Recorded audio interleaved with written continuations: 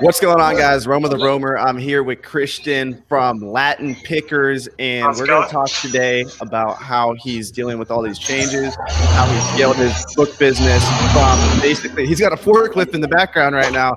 That's awesome how he scaled his business to where he's at now, as you guys can see.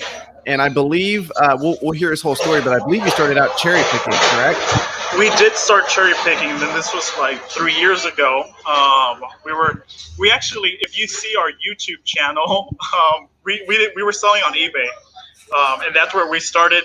And one of the videos we actually we shouted out "Rake and Profit" because that's the guy that we were watching. To be honest with you, so this was like 5 years ago.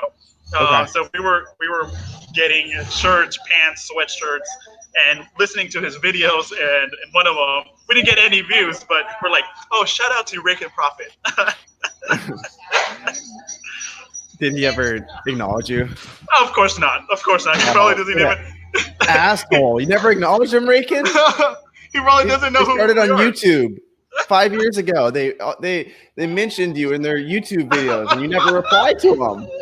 There's like 300 views on that video. It's horrible. By the way, if you do go to the YouTube channel, don't go see that video. It's horrible. What's the name of it? I have no idea. We were making videos of what sold during this week, and we were making videos of what we got that week.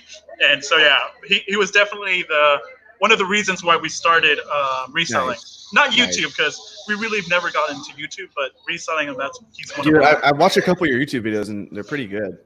You know, I took video class when I was in high school, and I like photography. I went to an art school. My thing was playing instruments, so I graduated with an emphasis in music. So, but we had a whole bunch of arts, and I had electives like video and photography, and that's where I got the niche. That's where I wanted to make videos. So yeah. Gotcha. So that when you were in college, how long ago was that? No. So I graduated high school in 2010. And in 2011 or 2010, my mom was diagnosed with metastasized liver cancer. So I know we're starting in a bad note already. My mom was diagnosed with cancer, and I had to leave college and start working because I was the only person working at the time. So I started up in a casino, Barona Casino here in San Diego, and that's why I dropped out 2 years into college. But in my high school you started working at a casino? Yeah, I started working at a casino, exactly. So I was a security guard at first, then became a banker, and then an auditor for machines. Fancy name for taking out money. Gotcha. Yeah. So that happened. My mom, in 2 years, she passed away. So I had to make sure, hey, how am I gonna keep money for my family? So I was working. Sorry about that. No worries. So I was working at the casino full time. I had another part-time job as a security guard as well. And I said, hey, my brother needs to work, so let's start selling on eBay. And that's how we got into it. And is your brother older or younger than you? He is 3 minutes older than I am. Okay. Yeah, he's 3 minutes old. Yeah. So you could see on that side, that was my grandpa. That's my brother on the red. Okay. And yeah, so he's the one driving the forklift right now. We're still scanning. We're taking advantage of the situation not the situation of coronavirus, obviously, but the situation that my grandma and my grandpa are not working. And so I had to lay everyone off. And so they're helping me out. You had to lay everyone off. Not lay everyone off, but tell them, hey, for a good while, until this passes, you can't come to work. Gotcha. Just for their safety and our safety. I know books are nasty. So you said the coronavirus can stay there for 24 hours. Yeah, so, I think so. Yeah. So we're not risking it with them, and we're not risking it with us either. We don't want them to get infected, and we don't want to infect them. Yeah, they say it can live on plastic for like 9 days or something. Yeah. So I just can't risk it. And right now we are at the warehouse, but this is our routine. We go to the house, we get in the car, and we come here. there's no interaction with any other people besides my family and my brother and I. So do you have one supplier? Like, do you get most of your? No. We have 1, 2, 3, 4, 5, like 7 suppliers. And are you able to work with all them right now? Like, let's say okay. No. So actually, 5 out of the 7 suppliers, they have closed their business because they are non-essential. So they're not picking up anything. Their business is closed. And right now, one of the suppliers is an essential worker. So we do get from them. And the last supplier that we just got a truckload from, which was last week, they were just cleaning up the warehouse and they had a whole bunch of books. And they said, hey, Christian, we have 44 gaylords of books. Can you come pick them up? Well, they're not in San Diego, so we had to order a freight and pick it up. Gotcha. For some reason, my brain keeps thinking you're in Texas. I don't know if I put that in the description or not. I don't know why I ever thought that, but Texas, San Diego. I know you're in San Diego. Like, I've seen that several times, but for some reason, my brain just. I know you're close to Mexico. I think that's what it is. Yeah, so we are probably 30 minutes away from Mexico. I know you want to travel the world, and I know Mexico was one of the spots that you went to, Mexico City. Yeah. Good for you. And I know it's a challenge because I'm American as well, but obviously you look more American than I do. Just a little bit though. So I bet it was a struggle, but good thing you went with someone. Yeah, well, actually, it wasn't nearly like nobody was really looking at me. I expected everybody to be looking at me weird. No, not at all. Yeah, people weren't looking at me weird at all, it really surprised me because in Mexico City, I was like, okay, people aren't looking at me weird because it's a big city. Like, it's the biggest city in North America. I was like, okay, they're used to seeing a lot of white people. But then I went to some smaller towns surrounding it, and it was still the same exact story. And I was like, wow, like that's like I wouldn't even think it was rude if they looked at me. It's just like I'm a white dude. Like, I would expect them to, but and I've been in areas in America where I get stared at. Like, I'll go to I grew up. Or I went to school in the hood in Nashville, and even like walking around the block there, people would look at me weird because I was like a white kid walking in the hood. Oh yeah, but it wasn't like that in Mexico. It was interesting. You know what? They are really humble people, and to be honest, you know, Mexico is probably one of the poorest countries in the Americas. Well, besides Canada and America, everyone else is poor. In the United States, that's what I'm trying to say. They look at you as, hey, he's bringing some kind of business towards us, and by him spending some money, he's providing our family with some food on the table today. So that's how they're honestly looking at you. So. Yeah, I mean, I've always known Mexicans are really hard workers. Like in Nashville, I used to run a landscaping company. Yeah, and the hardest workers were the Mexicans. It was like, okay, you can legally hire some white people like with tattoos that'll probably steal from your clients and have all that liability, or you can find some preferably legal Mexicans or the illegal Mexicans that are going to work 5 times as hard. And it's like, that's when I was like, this business is kind of sketchy, but it's really interesting. And I mean, I can't judge all of Mexico based on the ones that come to America, but obviously like whenever someone crosses a border and comes to another country to work, they're going to work their ass off. And that's why, dude, I want to get more Mexicans in the book game. Yeah. I'm thinking about translating my course, doing like a simplified version, maybe charge even less for it since it's going to be like not as much content, but just teach people how to start A to Z selling on Amazon. Because imagine like so many of these people that are doing reselling are actually really lazy. Like imagine someone putting like, if you cherry pick, if you cherry pick, and even if you're a one-man army and you cherry pick and go to Goodwill's, libraries, and you live in a decent sized city, you could really crush it. In a year. You could bring home $100K plus. If you are, if you're definitely out there every day, and that's what we used to do at the beginning. If you're out there every day, you're definitely going to be making some money. And Mexican people, Latino people overall, they are really hardworking people, and some do cross the country illegally, and I guess some people are bad, but hey, I know a lot of people come here to work, and oh well. I saw a joke on Instagram recently. It was something like a Mexican was like complaining about not having a job, and it was like, oh, he must have been born in America. That's true. That's true. And, you know, and I know a lot of Latinos here that are here illegally.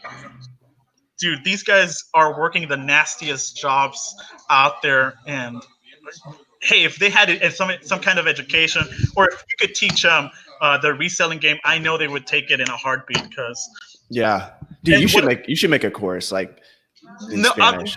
Not a course. What I want, my brother and I, when we saw Rake 5 years ago, we said, well, he's the Caucasian guy doing it in English. Why can't we be the Latino brown guys doing it in Spanish? But Gotcha. we never got into it.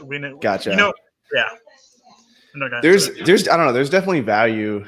I mean, this sounds like so weird, but there's value to making someone pay for something if you want them to actually complete what they're doing. So like I'm doing a 7-day challenge. I don't know if you heard about this yet, but I'm teaching people like basically 7 days. I like way over delivering the course, and it's like me 1 to 5 minute videos of me just being like, this is what you're gonna do. And like, you know what the hustle is. Like you go out, you scan every single thrift store, and like I teach them exactly how to map out their city, what to do. Like I'm really holding their hand and walking them through it and making sure that they don't make the same mistakes I made, but they're very short videos. And I'm like, take notes in this video. It's a 5-minute video, but go do everything. And then I charge them $7 for it, because when you charge someone $7, they're going to be like, oh, like I have to do it now. And then once it's going to be bigger ROI for me, because then they're going to actually complete the course and they're going to be like, oh, I just made $1,000 flipping books. And then they're going to want to learn more from me in the future, whether it's free content on YouTube, following me on Instagram, or my book business blueprint course, whatever it is. But there is value to charging someone. And you've probably kind of seen this dynamic with the paper, with the recyclers. I saw you recently posted something where they were going to pick up the gaylords for free rather than charging you, because in the past they would charge you or something. Yeah. So it's kind of flipping now. It's the same dynamic where it's like who invests and who pays.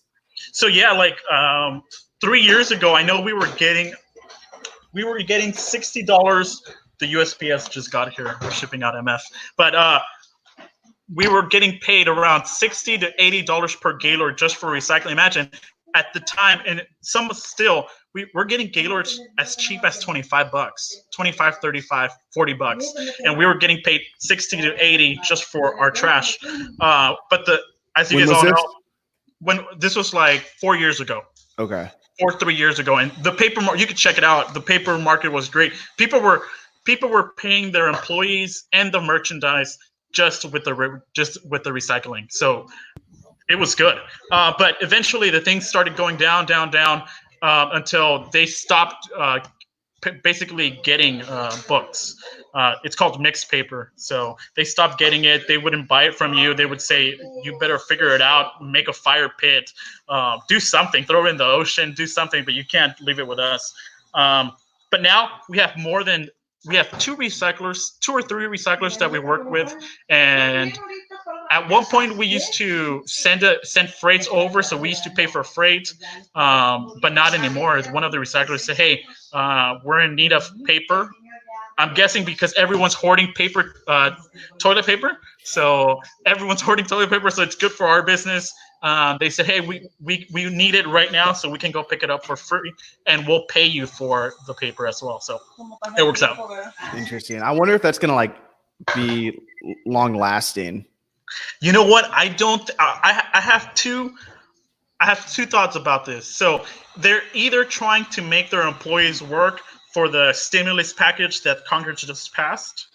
And so, hey, in their mind, they might be like, hey, I'm going to make these guys work so I can get more money for the business because of the stimulus package, or the paper market is going up. I don't know. Gotcha. Yeah, I don't know. Okay, guys, we got 18 people in here. People love it when I bring book people on because my channel is a book channel. But if you guys have questions for this guy, he's legit, obviously. So go ahead and fire away. I'm going to start out with a question. Here we go. What's the best way to start selling bulk books in 2020? What is the best way to start selling books? So as all of you guys know, newbies, you guys are all going to start. You have to start cherry picking. It's a must, because you're not going to get into it. I've seen a lot of people their first year they're getting warehouses, they're getting bulk sources, and most of them are leaving the business because you don't know about rank, you don't know about e-score. I don't use Scout IQ, but I know people follow their e-score. If you don't know about cherry picking, don't get into bulk.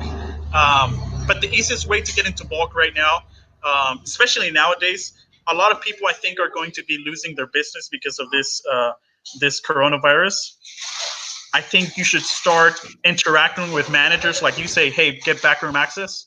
And even more than that, get all of their books. Get all of their books. Go to thrift stores, go to recycling centers, go to libraries, go to schools. I know you're going to start a school business too.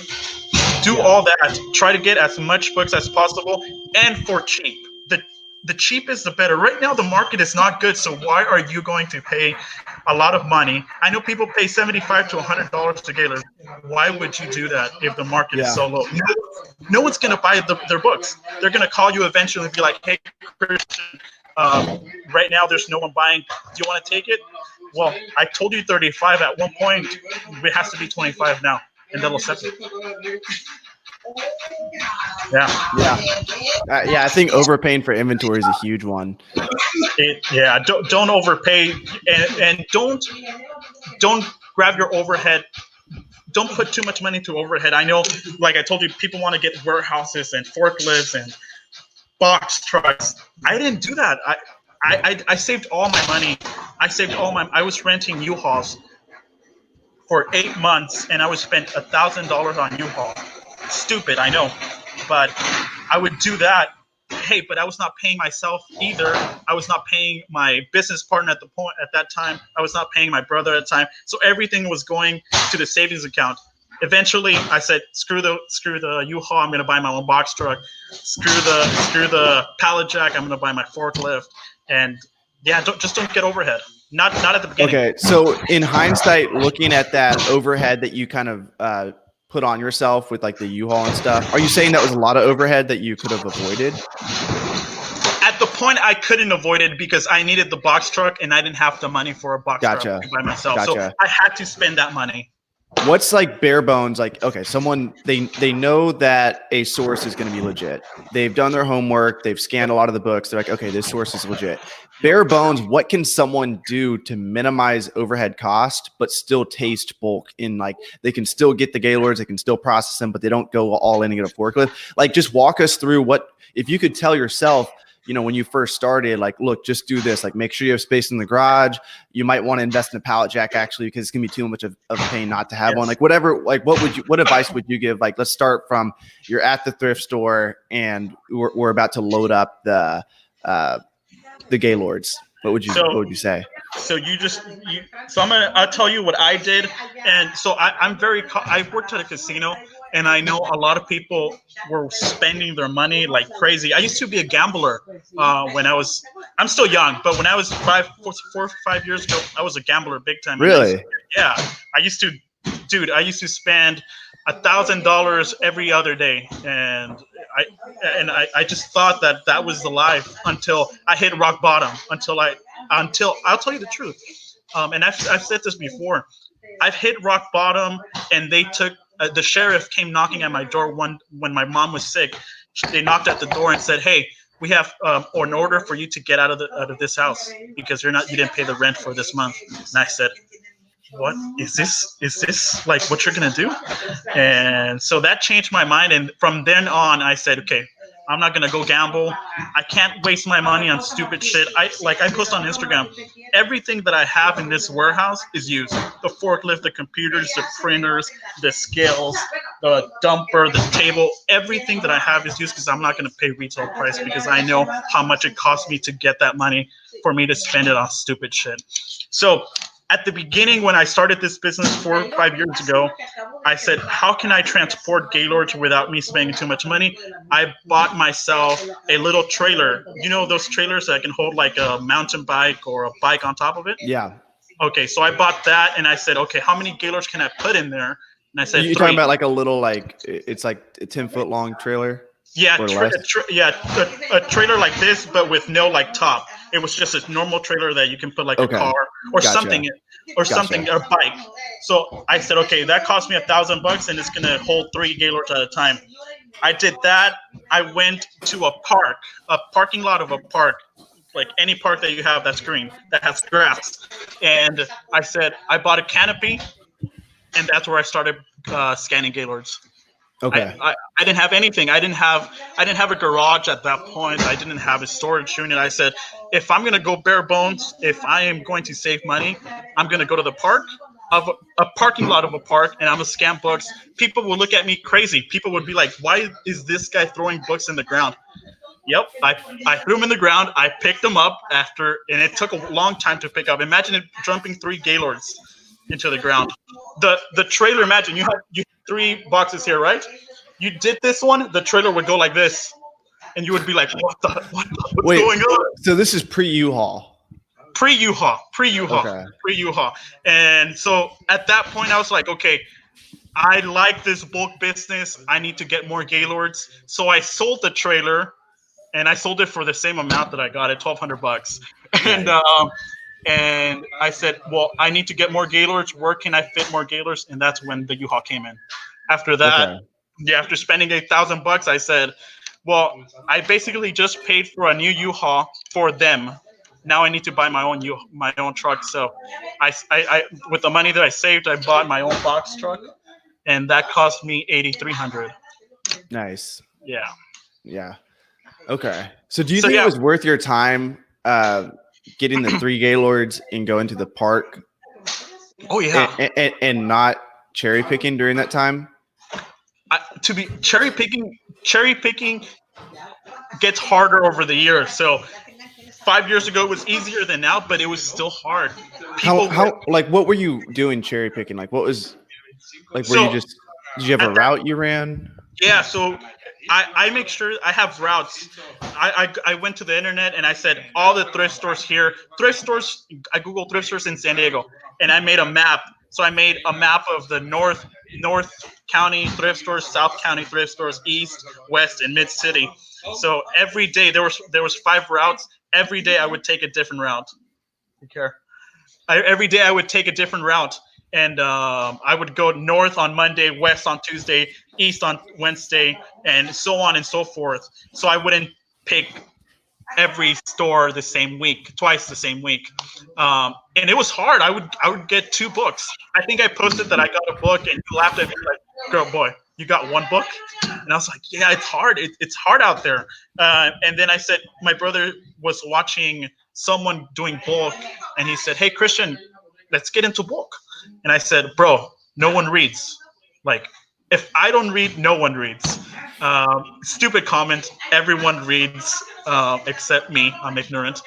And yeah, so we started that. We liked it. We got poked with the bug, and it was all history from there.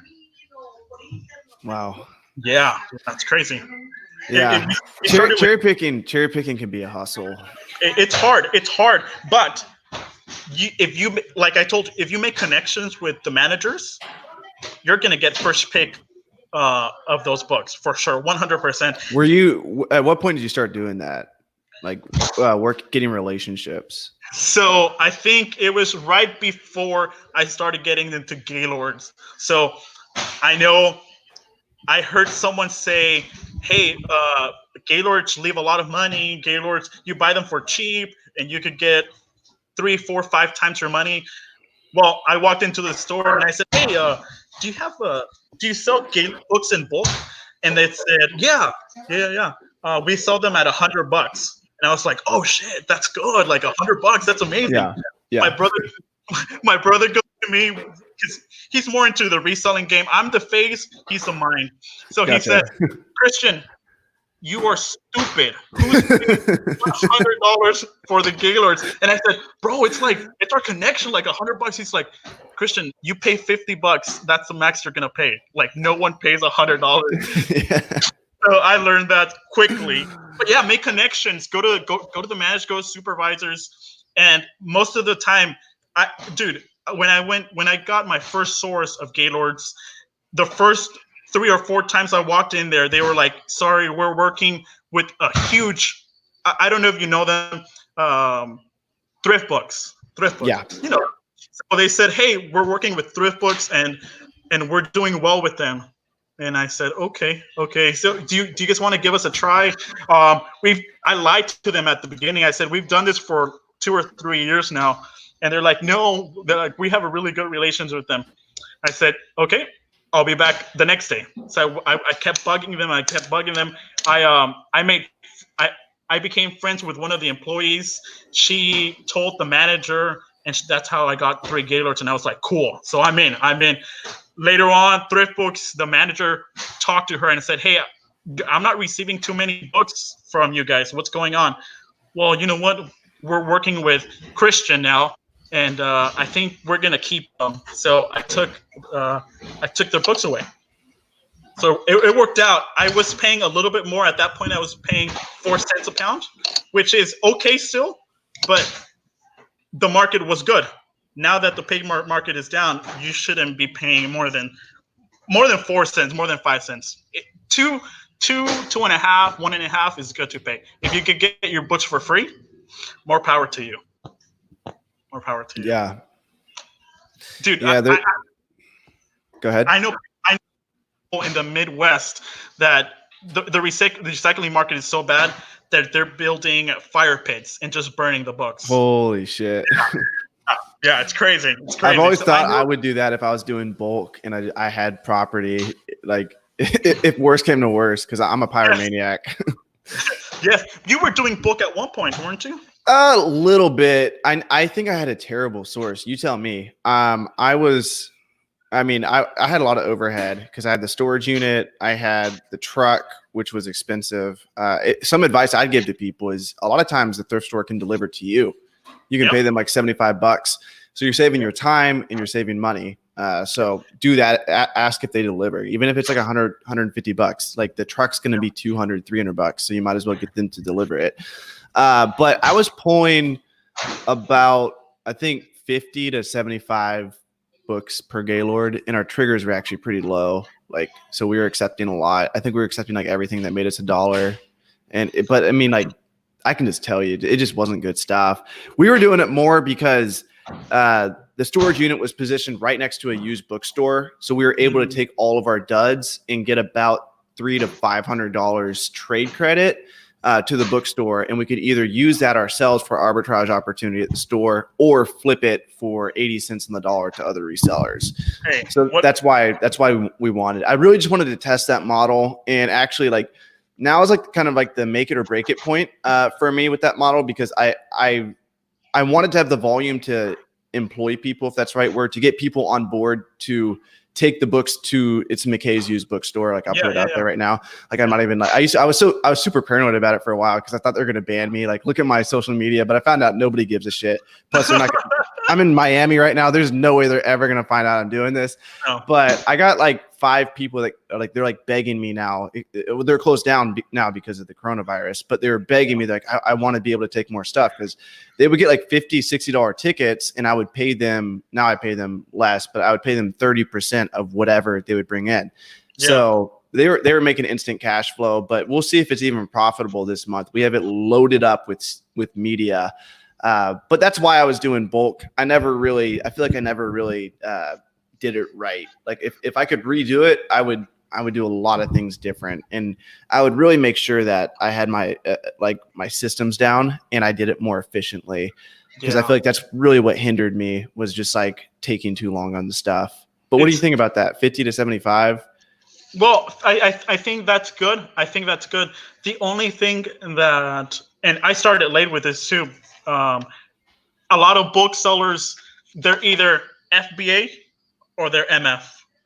I don't know a lot of people that have an operation where they have FBA and MF combined together. So gotcha. If you're gonna do bulk and you're gonna start bulk in the near future, you have to think about MF. I know a lot of people hype up FBA. They're like, oh, FBA is the only way. Now you know that FBA is not the only way. Now you know in coronavirus type of days, you have to have MF. If you only do FBA, you're hurting right now. Yeah, 100%. So that I wish I would have started. I started MF probably 2 years ago. I wish I could have started when I started bulk, because it would have been a whole different story. We probably have twice the space now, because MF. I'll tell you this: MF sells way faster, in my opinion, than FBA. I think people nowadays, right now in this period of time, people want their products fast. Imagine Amazon's taking 30 days to ship their items, but they want their items fast right now.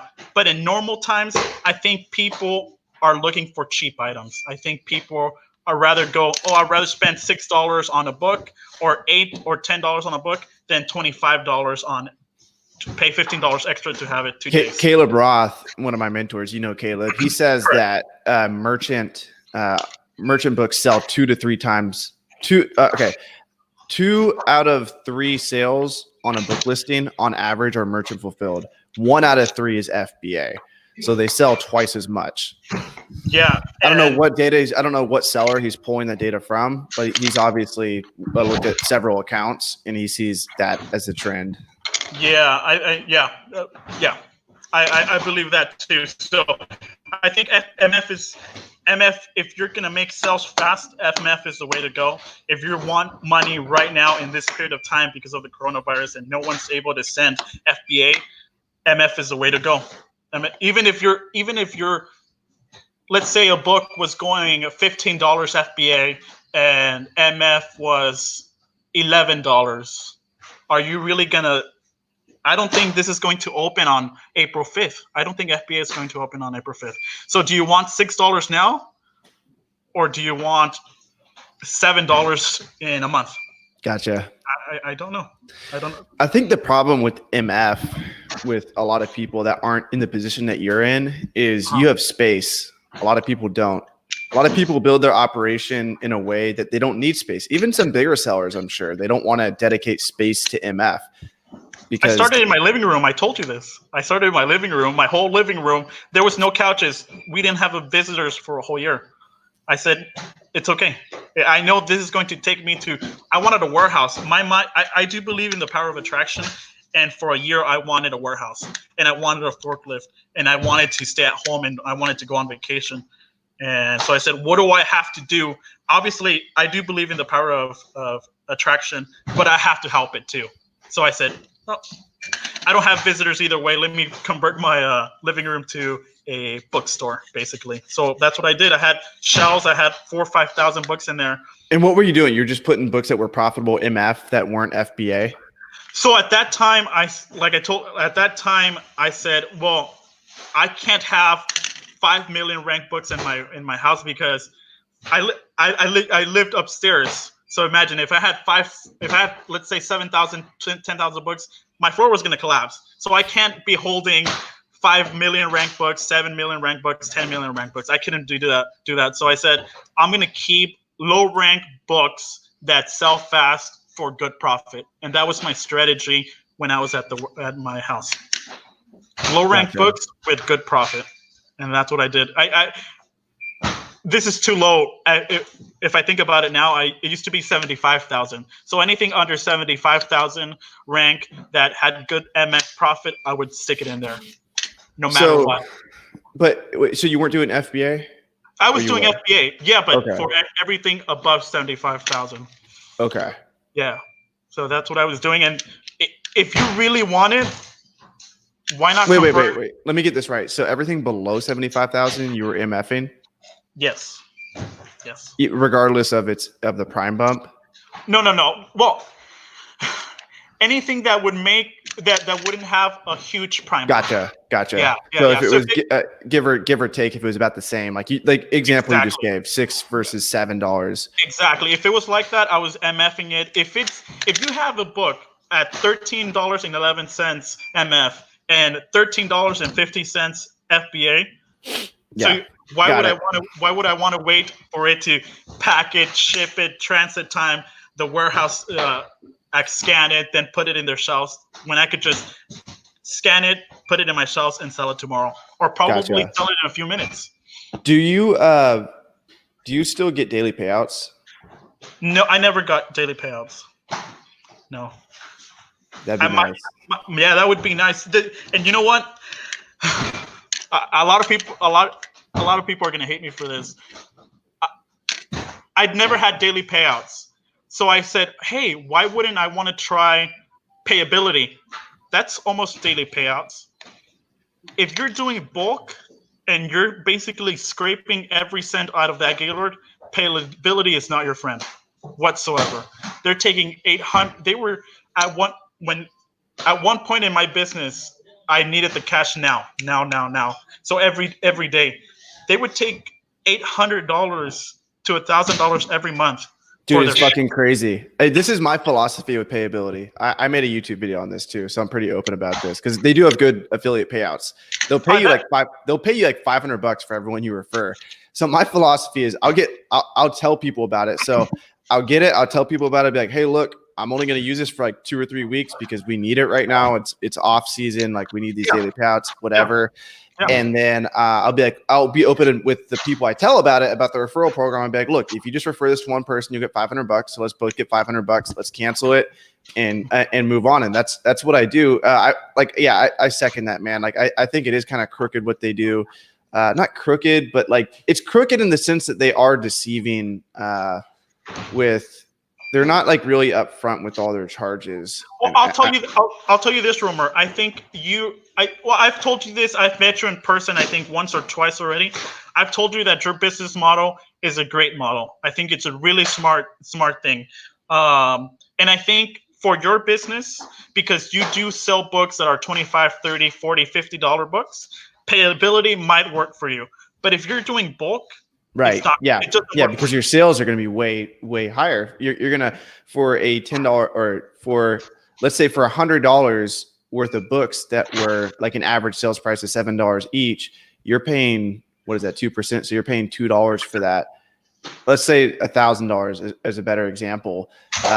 Your Amazon payout might only be like $200, and then you're paying a decent amount. So at $10,000 example is even better. So at $10,000, you're paying $200. It starts to get hefty. And if you're Amazon, if you're selling $10,000 worth of textbooks, your Amazon payout's going to be about 80% or 60 to 80%, or your profit. Yeah. So you're going to be looking at $7,000 payout for $10,000. But for a bulk person, 10,000 in sales, if their ASP is like 7, they're looking at like what is that, like 1,000? So for bulk, it should be around 40, 45. Okay. You know what? I'm at 35 to 45 around. Okay, that. 35 to 45, and then you're paying them 200. So that 200 is now, what is that? What's 200 divided by 4,000? That's it's like so that's 5%. They're taking 5% of profits right there. So it instantly gets a lot higher. I'll tell you, even more simpler. People here are scraping for pennies, okay? So let's say you sold a book for $7.99, okay? FBA, because let's say $7.99. How much of that are you getting profit? Let's say not much. Not much. So if the you textbook, were nothing. Exactly. Now let's say you were getting 75 cents profit. Well, 23 cents are going to payability no matter what. Now, if you're using needle scan, they're taking 2% of your gross sales as well. So now you have 4% of your gross sales from needle scan and payability to getting paid. It doesn't work. It doesn't work. And if you have an affiliate link for payability, not you, but if someone has a link for payability for bulk sellers, I'm sorry. I've tried it. I've tried everything, and that was a mistake in my business because I did a few mistakes not too long ago, probably like a year ago, where my business was almost going down, and that was one of them. Payability was one of them. Gotcha. I think a better option. You can throw some options out there too, but a 0% APR credit card. Open up a 0% APR credit card. Now is a little bit tougher of a time because for the first time ever, a lot of people are applying. Yeah. But a couple months ago, and I'm sure it's kind of the same way if you still have good credit, but you can get $12,000 credit, 0% APR, free loan for a whole year. You can use that as a free loan essentially. There's lots of good credit guys on YouTube, but I think that's a great alternative. You know, open that card up and only use it when you need to, and that will alleviate the cash flow issue. And that's the key. That's the key. Me or myself or you are not financial experts, but that's the key. Use your credit cards only when you actually need to use it, and pay it off. Pay it off. Don't one of the triggers for a credit card, for your credit score, if you use most of the money, your credit score is going to go down. So people say, spend money on your credit card, spend money. Well, your credit score is going to go down. It's not helping out. Sure, spend the money, but pay it off. I recently just got my first 2 credit cards, and I don't believe in credit, but if here in the United States, we're all numbers. Okay, we're all a number, and what we're worth is our social security and our credit score. So that's why I had to get 2 credit cards, and I pay them off before the month ends. Every 28th, 27th, I pay it off. Yeah, utilization is the metric you're talking about, and it dictates 70% of your credit score based on how much you use it. Yeah, really hurts. Really hurts. So if you get a $6,000 credit card and use 5,000 of it, your credit score is going to tank. Yeah. Oh, we got a question. Someone's saying, where do you get your gaylords from? That's a very good question. You know what? You are not the only one that's ever asked that before. So I cannot release where I get my gaylords from. But dude, I'll tell you where not to get them. Don't ever get them from eBay, from government deals, because I see some gov deals. If you go to govdeal.com and you go to Atlanta, there's gaylords going for $700 to $1,000. You're not going to make that money. I promise you, you're not making that money. So if anyone just goes out there right now and goes govdeals.com and look up the Atlanta area, or look up gaylords or books in bulk or whatever the hell you need to look up, they're selling them for so much. Don't do it. If you are going to look for some, libraries, thrift store, recycling centers, thrift stores and mom and pop thrift stores, big chain thrift stores, Goodwill, whatever. Do you recommend just picking up the phone and calling or visiting? So most of the time, what I do, if they are far away and not here in San Diego, I call, and I obviously either the receptionist or the security guard answers, and he doesn't know what the hell I'm talking about. So I try to explain it in simple words that I need to talk to the e-commerce person or manager the manager for the e-commerce part of, let's say, Goodwill. And so they transfer me. Most of the time, they don't pick up. And you've probably noticed this. They don't pick up. And they say, hey, leave me a message. Well, what I say is, hey, how's it going? Good evening. My name is Christian. I'm here based in San Diego. And I was wondering if you guys sold books in bulk. I've been doing this for a while, and I'm really interested. And they'll call you back and either say, hey, we're working with someone, or, hey, you know what? We have an abundance of books. When can you pick up? Can you pick up tomorrow? And that's where you decide. What I would do in that instance, let's say I was getting books from LA. I would drive up there and check out the books. It's not that far away. Los Angeles is 2 hours away from me. So one time I didn't go up there. I didn't check the books. I got all trash. So I would go up there. Feeling, isn't it? Oh, it hurts. It hurts. Like, I spent over $2,000 on the truckload. I spent for the freight, and because I was hesitant to go up there, I had to pay the price. And hey, I've learned from my mistakes. That happened once and never again. Yeah, you learn the hard way. I think that's like it's the worst thing, to be stuck with a bunch of shitty books. They were not even books. They were magazines and plastic and CDs with broken cases, with CDs not even there. I learned. So now every time, either if I get books from Arizona, if I get books from Texas, if I get big books from up north in California, I'm going up there because either they're going to supply me with more books in the future, or they are not. And I'm going to check. I think every bookseller has the eye now. Like, if you go to a bookstore You know, oh, these are all non-fictions. Oh, these have all been picked through. You know if books are good or bad, right? Yeah, For 100%. sure, for sure. So you get the eye, and yeah, I got that load. Spent over $2,000 just on the books, like 500 on freight, and then Yeah. I still had to pay my coworker. I call them coworkers. I don't like to call them employees. I still have to pay them to go through it. Imagine going through trash. I like the term team members. That's the one I use a lot. I love it. I love it. I love team members too. I love it. I am no better than anyone else. And if sure, I do go on vacations, I do stay at home, but when I'm here, I'm working with them and I'm getting my hands dirty with them. I'm scanning, Right. I'm conditioning.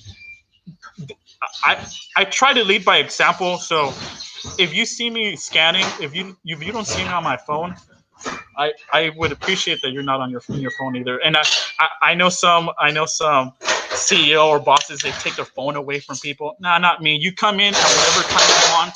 You leave at whatever time you want. You have your own schedule. You have your own schedule. Interesting. Okay. And it's worked perfectly for me. Honestly, I have more people wanting to work than I have work.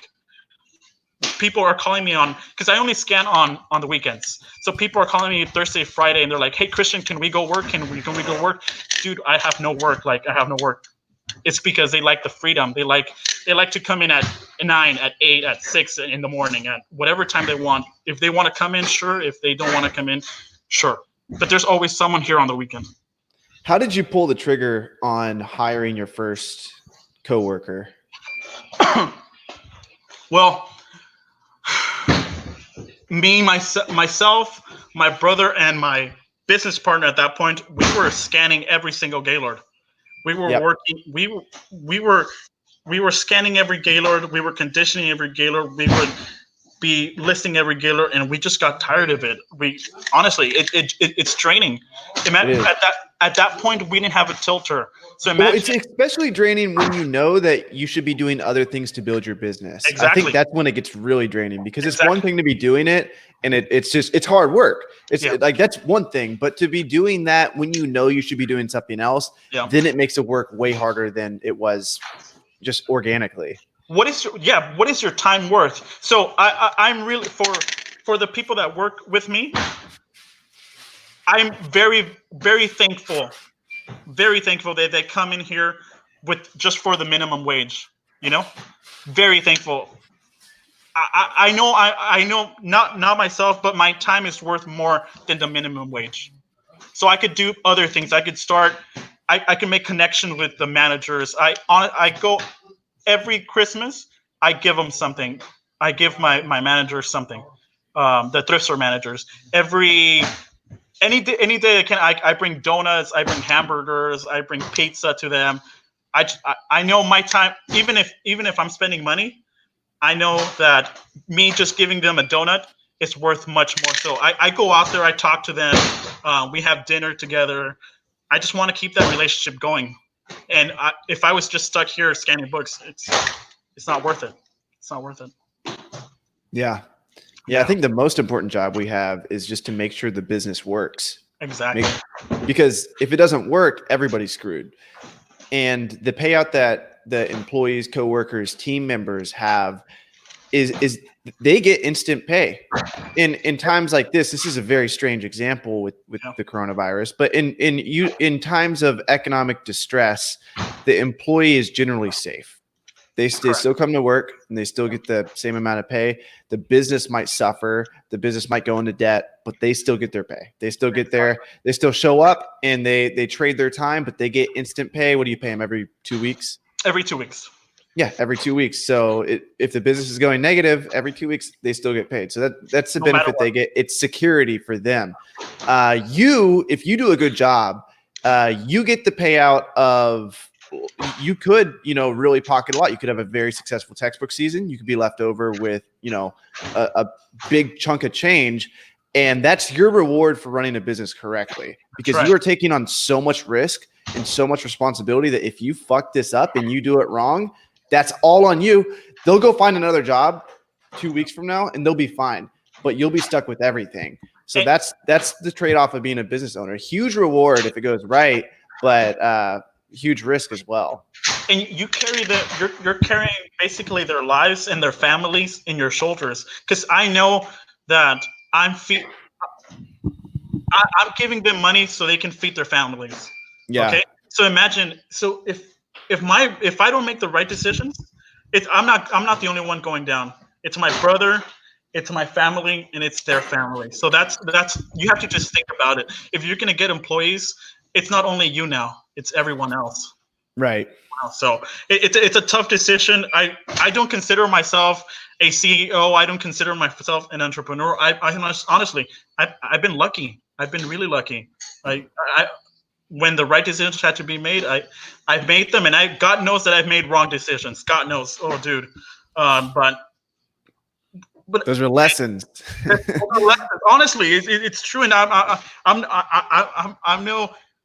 don't know everything. I failed many times. And that taught me out. And one of the things that when you become, let's say, the leader, you have to be open to other people's opinion. You're not always right. They're doing the work. So why are you going to look from the outside when they're doing the work? They know what works better. So if they tell you, dude, it doesn't work like that, that you can't be throwing books like this, or you can't be scanning like that, they know what. 100%. Yeah. You want it, like, this is like, from my experience, you want your team members to be very vocal and very comfortable with expressing anything to you. You don't want them to be scared about expressing anything to you, because most of the things that they express to you that they would have been scared about are inefficiencies in your system. Maybe something changed with Amazon. Maybe they found a quicker way. Yep. Maybe they're more efficient than you at scanning a book a certain way. They're like, no, this way you told me is stupid. So you have to be able to have, like, I've had all my employees are female right now, and sometimes they're scared to reach out to me. They're like, oh, I didn't want to tell you this, blah, blah, blah. I'm like, you've been doing this for 3 months. You've been doing it this way, and you didn't tell me about this little inefficiency. Like, oh, I didn't want to, like, I know you told me to do it. It was written in the SOP. I saw you made a YouTube video about it. I'm like, no, tell me I'm wrong. 100% tell me I'm wrong. I want to know, like you tell me that I'm really fucking this up. I want you to come at me, and I want you to say it that way. And you have to accept it. If you're wrong, bro, you're wrong. And just accept it. Be like, you know what? That's true. Like, I did spend all my time doing this policy and procedures thing. I did spend a lot of time doing YouTube, but dude, it's wrong. It worked at one point, and now you have better ideas. Let's go with it. And now you could tell everyone, hey, let's say Sophia has been doing it like this. I think this works better. You guys want to try it out? And it helps your business. It helps them. Yeah. Had a question about efficiency or systems. Do you write your manuals out? Do you write any manuals out, or are you not big on that? No, I started writing my manuals out probably 6 months ago. Okay. But I've always said I need to dummy proof it. As the people I work with, they're not dumb. They're really smart people. They're trying to become doctors, engineers, and they just need the money. So I'm giving them the work. They're not dumb people at all, but I'm trying to do my policies and procedures as stupid as possible, almost if I was hiring monkeys. Yes. I made the software I work with, I made it so stupid where if it's green, if you see just the color green, it goes to FBA. If you see the color blue, it goes MF. It's as stupid as possible. I don't want you to read. I don't want you to look at the book. I don't want you to see this is torn up. Dude, just get the book, scan the barcode. It says green, throw it on the green bin. If it says blue, throw it on the blue bin. And every procedure is almost, you first click Google and you open Google up. Number one step. They know that you need to open Google up to go to like a Google sheet. They know that you need to open that up, but I write it down, be like, open Google, type this in on the URL. It's dummy proof. Yeah, got it. What do they look like? Are they like step 1, step 2, step 3? Yeah, step 1, step 2, step 3. And I don't have links. I don't know if you had links to like other pages. Yeah, I can show you real quick. I can show you one of mine. But I recently read Work the System. It's a book on really like focusing when you wake up as a business owner, you should always be looking for ways to make a system more efficient in your business or build a new system. Like that's your job as a business owner. Like you shouldn't be working in the business. You shouldn't be scanning the books. You should be building the business. Like that's your job. So Do you breathe, sleep, and wake up to your business? Is that the first thing you think about? wait, say that again. Do you like go to sleep thinking about your business and waking up and the first thought is your business? Right now, yeah. Yeah, huh? I know. Amazon takes control of your mind. You sometimes even I used to dream that I was scanning books, bro. I just couldn't get out of it. Yeah, same. But yeah, right now in my life, and that's actually something that I'm thinking because I know what I'm doing right now is building my neurology a certain way. I wake up first thing in the morning, I work 4 hours, and I know I'm training myself. And if I do this for the next 10, 15 years, I know that's the type of person I'm going to be. I'm going to be the person that wakes up, grinds 4 hours. I don't answer any texts. My family knows they can't reach me. My team members know they can't reach me. My roommate knows he can't reach me. Actually, 4 hours during the day, I'm just focused. But I'm actually kind of worried because I want to have a big family. I want to have 5 kids, and I still want to have time for them. And I don't want to because I'm putting in long days now. And I think what might happen is like, if I pull away from it, like I might just be like, what do I do now? Like I don't want to be the type of dad that's like always gone. That's why I'm working so hard now. But like, you got to realize like you're building what you do every day, you're building your neurology to be like that. Like you're training, this is what we do. This is how we do it. Like 3 o'clock every afternoon, I wrestled for 10 years of my life. I have to do some type of physical activity at 3 o'clock now. My body just feels like it. So I've trained myself to be physical in the afternoon. Like my body craves it. And I know that the routine I'm doing now is making me act a certain way. And I'm being careful. There's one thing that I really liked about what you just said. And that's where I'm focusing in on.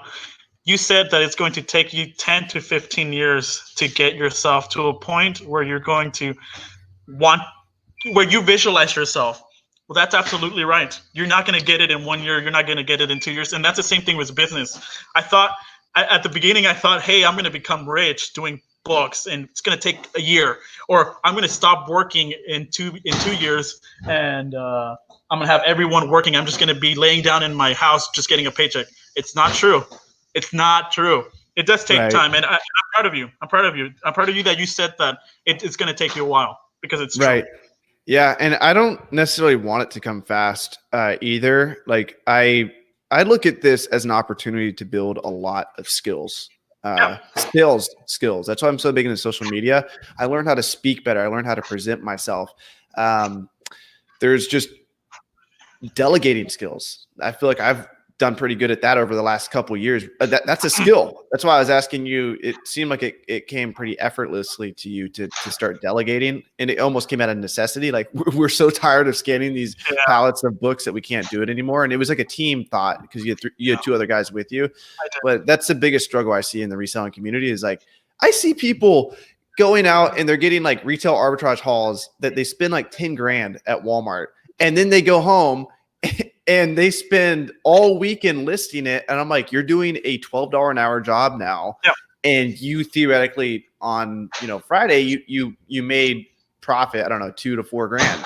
So you made 2 to 4 grand in one day. And now you're going to go back to working a $12 an hour job. It's because they have no delegation skills, but it's such a profitable business that it keeps them afloat and they can do everything themselves. They can do work every part of their business and they can still remain profitable, where they'd be way more profitable if they would delegate certain things, and it'd make a world a better place if they would delegate those things and actually focus on, building their business. Yeah. I'll show you this manual. A lot of times when they have, don't believe everything that social media tells you.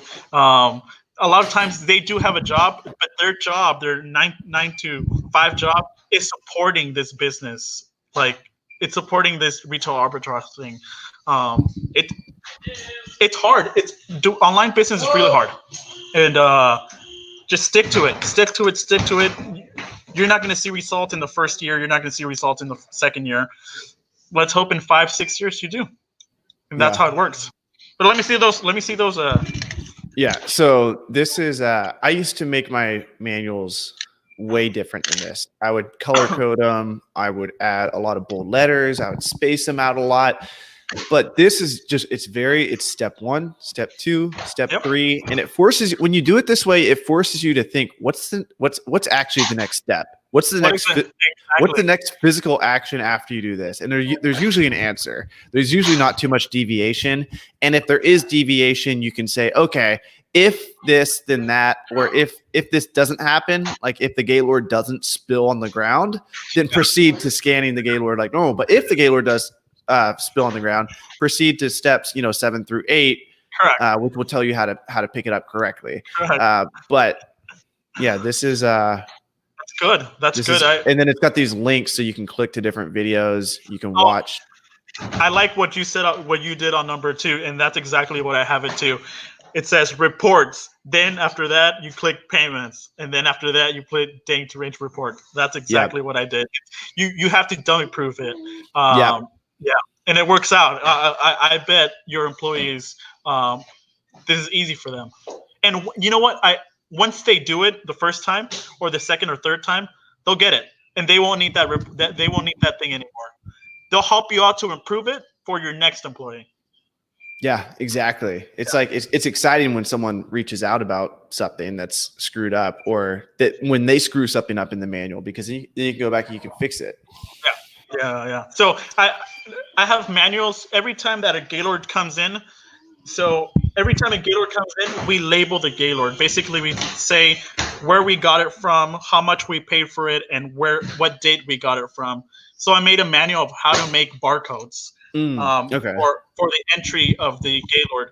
So they know that, okay, you have to go to Google Sheets. And on the Google Sheet, it says making barcodes. You click on that, you get the receipt. I made it so simple where, okay, let's say I got books from Goodwill. Well, let's say I got books from Goodwill San Diego and Goodwill LA. Well, I had GWSD and GWLA. And so they knew what to pick, when to pick it according to the receipt that they got. So yeah, everything in this warehouse gets labeled. I don't know if you could see it back there somewhere. Let me see. Okay, right there. Okay. Yeah, that's a label, and it basically says where we got it from, how much we paid for it, and what date we got it. So we track our loads by the source and the date we got it. Gotcha. Yeah, that's nice. Anything else you make manuals for besides that, like as far as like scanning, or is that pretty just like hands-on training? No, scanning is hands-on training. Scanning is you just scan, you see the color on the screen, and then you just jump into the same colored card. Okay. Super easy. It's so stupid. Each card has its own color. I don't know if you can see it. Oh, you probably can't see it. I have a card right here next to me. It's a green card. It's spray painted. And so they know, they see a color green on the screen, they put it on the green card. If you put it on the red card, you're colorblind and you don't belong in this. You don't belong in the scanning process. So I separate everything. Everything gets separated with us. So you scan. That's your only job. You're not looking at the books. I see people on YouTube. They get the book, they condition it first, and then they scan it. Why are you going to condition a book because 90% of these books are not profitable? So why are you going to condition every single book? Scan it, boom, it's profitable. Get a whole bunch of profitable books, and then separate your tasks. Do you have conveyor belts or no? I don't have a conveyor belt. I have a dumper, and it dumps to an L-shaped table. Okay. No conveyor belt. Do you think a conveyor belt would be worth it? We are in the talks of getting a conveyor belt, but a conveyor belt that does everything by itself, where I only need one person there. So basically, it scans the books on the conveyor belt, and it has its own hands where it pushes the book on the cart. Yeah. So we're looking at that. I don't think a conveyor belt will actually speed up the process if it's just an ordinary conveyor belt. How quickly are you able to get? How quickly is one person able to get through a gaylord? We've never. I've looked at the numbers. Not everyone's in my business. I never put one person on a gaylord. Okay. Okay. What I mean is like man hour per gaylord. So we scan if there's three people on the table, we go through the Gaylord and average 30 minutes. Okay. If there's 3 people on the dumper.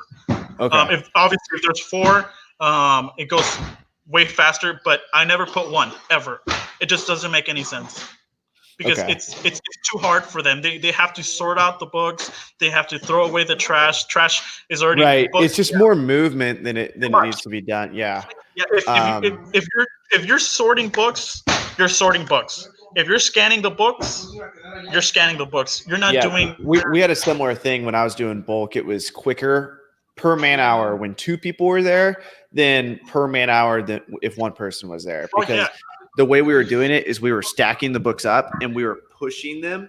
So we would stack the books up and push them, and the person loading and stacking the books could stack the books faster than the person scanning. But both parties didn't have to move at all. Whereas if you were to do that process yourself, you now had to stack the books and then move around and scan them. So you can stay stationary and do your job, whether you're scanning the books or whether you're stacking the books. People get tired. Yeah. Insane Book Hustle. Yeah. Yeah. He had a similar process using the conveyor belt. So he would stack the books and then the conveyor belt would move them down. So 1 person would just be stacking the whole time. And then someone else would be scanning the books in. And he was doing all live lookups. And he was able to go through one, I think, in 18 minutes. So it was pretty legit. I think if I did bulk, that's the way I would do it. I would have a conveyor belt and we would stack everything up, and obviously trash stuff that's trash from the get-go. Like, don't look at stuff twice. Don't stack it if it's trash. Trash it immediately. So you have like a sorter and then you have a scanner. Yeah, that's exactly what I would do. We double scan our system. We have to double scan. But before we used to stack every book. That actually makes the process slower for us. So right now we scan the book, we throw it. Because imagine you have to scan the book, stack it up, push the stack it down to unscan it. Well, we don't do that. We just scan the book and throw it. The other person will get it and scan it. It just takes too much time if you scan it. And that's for us. It might work different for other people. But wait, can you say that one more time? Our software, we have to scan twice, right? The first one is to input the book in. So we input the book in. The second scan will look up the data and make sure it fits our triggers. Gotcha. If we stack the book, imagine the person sorting the book is stacking the book. Boom, boom, boom, boom, boom. Then the first scanner is unstacking the books. Do. And then the third person is stacking the books again. Okay, this is how he was doing it. He was stacking the books in a way to where the barcodes were kind of exposed. So he was like stair stepping them. Correct. Yeah. I got you. Take Rakin's books right here. So kind of like this. So the barcode's here, and he would only do like 5 or 6 tall, enough to where it wouldn't fall off the edge. Correct. And then so the stacks would just be, he'd scan it once, and then he'd scan the next stack, and then he'd go back to this stack after the system had processed it. Yeah. So you're stacking twice, and then you're thinking about, hopefully it doesn't fall. So hopefully right, but he was only doing 5 tall, so it wasn't really that big of an issue. But he's scanning twice, but he's only stacking once because they're stacked. Well, okay, what are you saying? What's the argument? Because the person sorting the books stacks the books, then they go down, and the person scanning the books scans the books. They're not stacking it again, so it's only stacked once. You know what I mean? Yeah. Well, he has to double scan twice, and it works for him. It might work for him. It just didn't work for us. People were just taking too much time stacking books and unstacking books and stacking books. Didn't make sense for it. And they actually they had the conveyor belt that helped them. Yeah, so it was moving. Yeah, so you would stack them, and then the stack would move over. Yeah, right now I was hesitant to change because I said, stacking them made them faster, until the employee said, dude, it doesn't make us faster. We're wasting time stacking books. And so that's where we made the change. And I know someone down here in San Diego as well, and he does not stack books, and he's way faster than when I was stacking books. So that's why I had to change. Yeah. It's really fast. Really, really fast. TJ Mutz, if you need to follow him on Instagram, TJ Mutz. Okay. Any other questions around here? Yeah, we got. I'm choosing which ones I haven't asked myself. Uh-oh. Oh, wait, hold on. I don't know if this is directed towards you or someone else in the comments, but this is interesting. I'm telling you to go focus on another hustle. This pandemic is going to wipe out the game. West Coast gaming. What do you say to that? Not at all. Not at all. People are still going to read. People are bored at home reading right now. Well, let me tell you, this pandemic has made our MF sales grow probably 40% more. We haven't. I'll tell you the truth. We haven't sent a pallet in for the past month and a half, and we are seeing numbers. We're selling more than when we send one pallet at least in. So people are reading, and I think there's going to be less competition now because a lot of people are going to get wiped out. And I'll tell you that FBA people can't send in, so the prices are going to go up. Do you agree with that? Do you think the FBA prices? Correct. Do you think since there's going to be, since a lot of books are getting depleted, there's going to be more of a demand, the prices are going to go up? More of a demand, yes. There's more of a demand because people are at home, and the prices are going to go up because the supply is just not there. Not there, exactly. Yeah. Exactly. So that's what I think. I'm not sure. I can't. I don't know the future. I think it's a great time to be a bookseller at this point in time. And you just the only thing you have to survive this, and that's the key. We got some trolls in here today. Oh no! COVID-19 is not real. Are you scared of fake viruses? Joe. I think COVID is real. I don't know. COVID is real. I think these people are just going back and forth with each other. Yeah. Oh man, that's awesome. I love it. A little troll battle in the YouTube comments. As long as it's not a troll battle is better than no battle. Me and Raycon were talking about this. It's better to have people engaging than like just have no one. How many? I can't see. Is there any viewers in there? It's on the right. We got 27 people in here right now. Yeah, they love book people. Mertcan Sinsoy says, "My man, he is always helpful. He's always the best, always helpful." You got love in here. Oh, thank you, Mertcan. Or he's probably saying it to you. Who knows? I don't know him, so I think it's directed towards you. I think you're bringing a lot of people in here. Where can I buy pallets of books? You already went over that. You said mom and pop stores and thrift stores, good place to start. Libraries too. Libraries, do they have them? Yeah, libraries is a good way to start. I know right after the book sales that they have, a lot of their books that are going for 30, 40, 50 bucks are gone because obviously we go scan them, but they are left with books with landed prices of 10, 14, 12 bucks. Those are good too. Imagine if you got a whole bunch of books that are ranked 50K and they are all going for $12. Imagine, that's a lot of money. Yeah, that's a lot of money. Yeah, it is. So that's what they leave on the table, the cherry pickers, and that's good for booksellers. Yeah. Someone says, do you think it's worth working out of a storage unit? Storage units are expensive. I just got finished talking with someone about a storage unit. I have a 2,500 square foot warehouse, and I pay $2,200, and that's with like trash already being picked up twice a week. And a storage unit would probably cost $900 for 1/4 of this warehouse. If you have to do it. But if you have other places like a garage, your living room, a spare bedroom, your parking lot where you park your cars, I would rather do that. Neighborhood parking lot. Right now, the point is to save money. Make a lot of money, and save it up. So yeah, I guess it really depends on where people are at, because if someone's watching this and they got like 20 grand saved up, it might be better for them just to like really take notes on content of guys they trust and like slide in your DMs, ask you questions, and then be like, okay, I'm going to actually like, I'm going to do this the right way. Not that the other way is wrong, but like I value my time and I want to do this efficiently to where like I can build a business and go on vacations like Latin Pickers does to Mexico. You know what? I went on January. I went to Oaxaca and Los Cabos. That was amazing. Is that when you're on the water? Yeah, that was Los Cabos. Yeah, so I went to Oaxaca and Los Cabos on January, and on February I went to Guadalajara, Puerto Vallarta. On the 18th, I was supposed to come back yesterday. On the 18th, I had booked a trip to San Luis Potosí, and next month I was supposed to go to El Salvador, but it didn't happen. Central America, El Salvador, and they closed their airports. So no.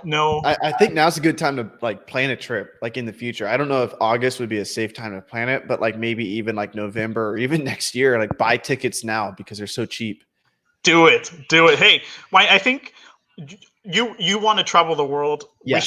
We should take a trip. We 100% should. Yeah. You should fly out from Miami. I should fly out from San Diego. Meet in whatever destination, dude. I'm down. We got to do it. We got to do it during August, so like we feel good about our businesses. I know, right? I know. That's when booksellers flash their money. I know. We can't do it like in June or some shitty month because we're gonna be too stressed the whole time. Oh my goodness, no! January or August, September, that would be amazing. Yeah. Dude, Central America. I know it's dangerous. It's the most beautiful place I've ever been to, and I want to go to the jungle. I didn't go to the jungle part of Mexico. Yeah, Chiapas. Yeah. Chiapas. You need to go to Cancun. You need to go to. Dude, I used to work at the Barona. I never take a vacation. Books is a hard job, but at this point, I'm already in it. It has me and my brother have benefited a lot from it, and we're really thankful. We're thankful for Raking at that point. He told us to get into reselling clothing. We don't sell that much on eBay anymore, but yeah, books have led us to go to a whole bunch of places. And let me ask you this: where do you plan? How do you plan on scaling? And do you plan on scaling right now, and maybe going into like adjacent businesses? Maybe the same book business, but like donation bins, maybe consignment deals. How do you plan on really ramping up? So I told you that your business is really smart. And it's almost just like SBYB. If anyone knows what SBYB is, basically you send your duds to them, but your duds are good for them. You're basically doing the same thing with Romer. You're basically sending him anything that he wants. No duds for him. And what he's referring to, for those of you that are just brand new to this, it's restrictedinventory.com, baby. Boom. This is it right here. Grind hard, well done, sir, and welcome to the freaking Well Show. We'll sell your popular textbooks, CDs, and DVDs at a 50-50 split net profit. Hit me up. Go to restrictedinventory.com, fill out the form, and we'll get you a shipping label. Anyway. Exactly. So there you go. Time over. Best timing. That was not planned whatsoever, by the way. It really wasn't. So I told you it's a really good business, and I want to do it. I want to try to do it, but not in. I think I don't want a whole bunch of people. I want certain people that basically do bulk, and so I want to focus with them. Even though if I have 10 or 15 clients with me, I know that obviously they have the books, and I don't have to deal with a whole bunch of people that are like, can you please send me an email of what you got? Or can you please do this for me? Or can you please do that for me? Imagine if I got 100 emails of that. Right. I want to focus on a certain group of people. But I think there's life after books. So what I want to do is I want to get into the business of 18-wheelers. I want to own my own trucks. Right now, the last thing that's operating are trucks. They're leaving you, all those goods are getting delivered by trucks, and they're still working. So I want to get into that. I want to buy my own trucks and have a few people driving them. And so that's a plan for the future. I still want to stick with books. I think books pay the bills. I think books give a good chance to go to vacations. But there's more than just Amazon, and there's more than just books. Would you ever venture into other Amazon businesses as far as like the other categories, private label, drop shipping, or wholesale? Seems like wholesale would be a good option for you because you're already kind of set up for it. Yeah, I have this space. I'll tell you this. I'm not gonna get. I hear other people going to the shoe game, or going to the private label game, or going to the drop shipping game. They do it. They put content out. They want to sell courses, and at the end of the day, they stop it. But why? Why would you stop doing something like that? It doesn't make sense. If you're an expert at it, why would you do some? The question there's two questions. Like, why would you stop doing it, and why would you make a course about it to get other people in the game? But why are you? If it's so good, why would you make a course about it? That's a question I asked for the longest time. And then the reason why I put out a course is I know not that many people are going to take action. I hope people take action. I have a goal of 100 full-time Amazon sellers. So I really do hope that people take action, but I just know not that many will. And I know that even if I am successful, because I have 6 years to do this, that's the deadline I set.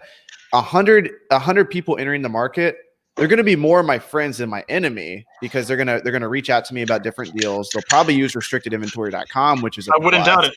But even when it comes to competition, like the books I'm sourcing, like they're not a huge threat. Like it's honestly more ROI, and there's more selfish reward from it than just like benevolence, you know? Yeah, no, I get it. I think I already told you 3 times in this interview. Your business is really a smart business. You were the first one that did it, and I think other people had it in mind, but you're the first one to take action, and it's hopefully it works out for you, bud. But yeah, I just think you're selling a course, but you are selling books. Cool. But if one day you stop selling books, why not in your case? Yeah, that's an interesting thing too, because I trust me, I've thought so much about this. It's like, okay, if I stop selling books and the course still works, is it a bad thing to sell the course? You know what I mean? I don't know. I think the end, like the answer, I think what it really comes down to is the course has to work. It has to yield results for people that go through it. Correct. And I'm not just talking about my course. I'm talking about any course. For people, because there's so much bullshit out there, and I haven't bought like a whole bunch of courses. I'm actually starting to take more courses now that I'm creating courses, because I want to see how other people teach, how they make what's the layout of their course, like how they market their course, like what's their sales funnel look like. I'm kind of like obsessed with that in like different markets. But correct. There's like, I see some people that have like 10 fucking Amazon courses. Like Kevin David's one of those guys.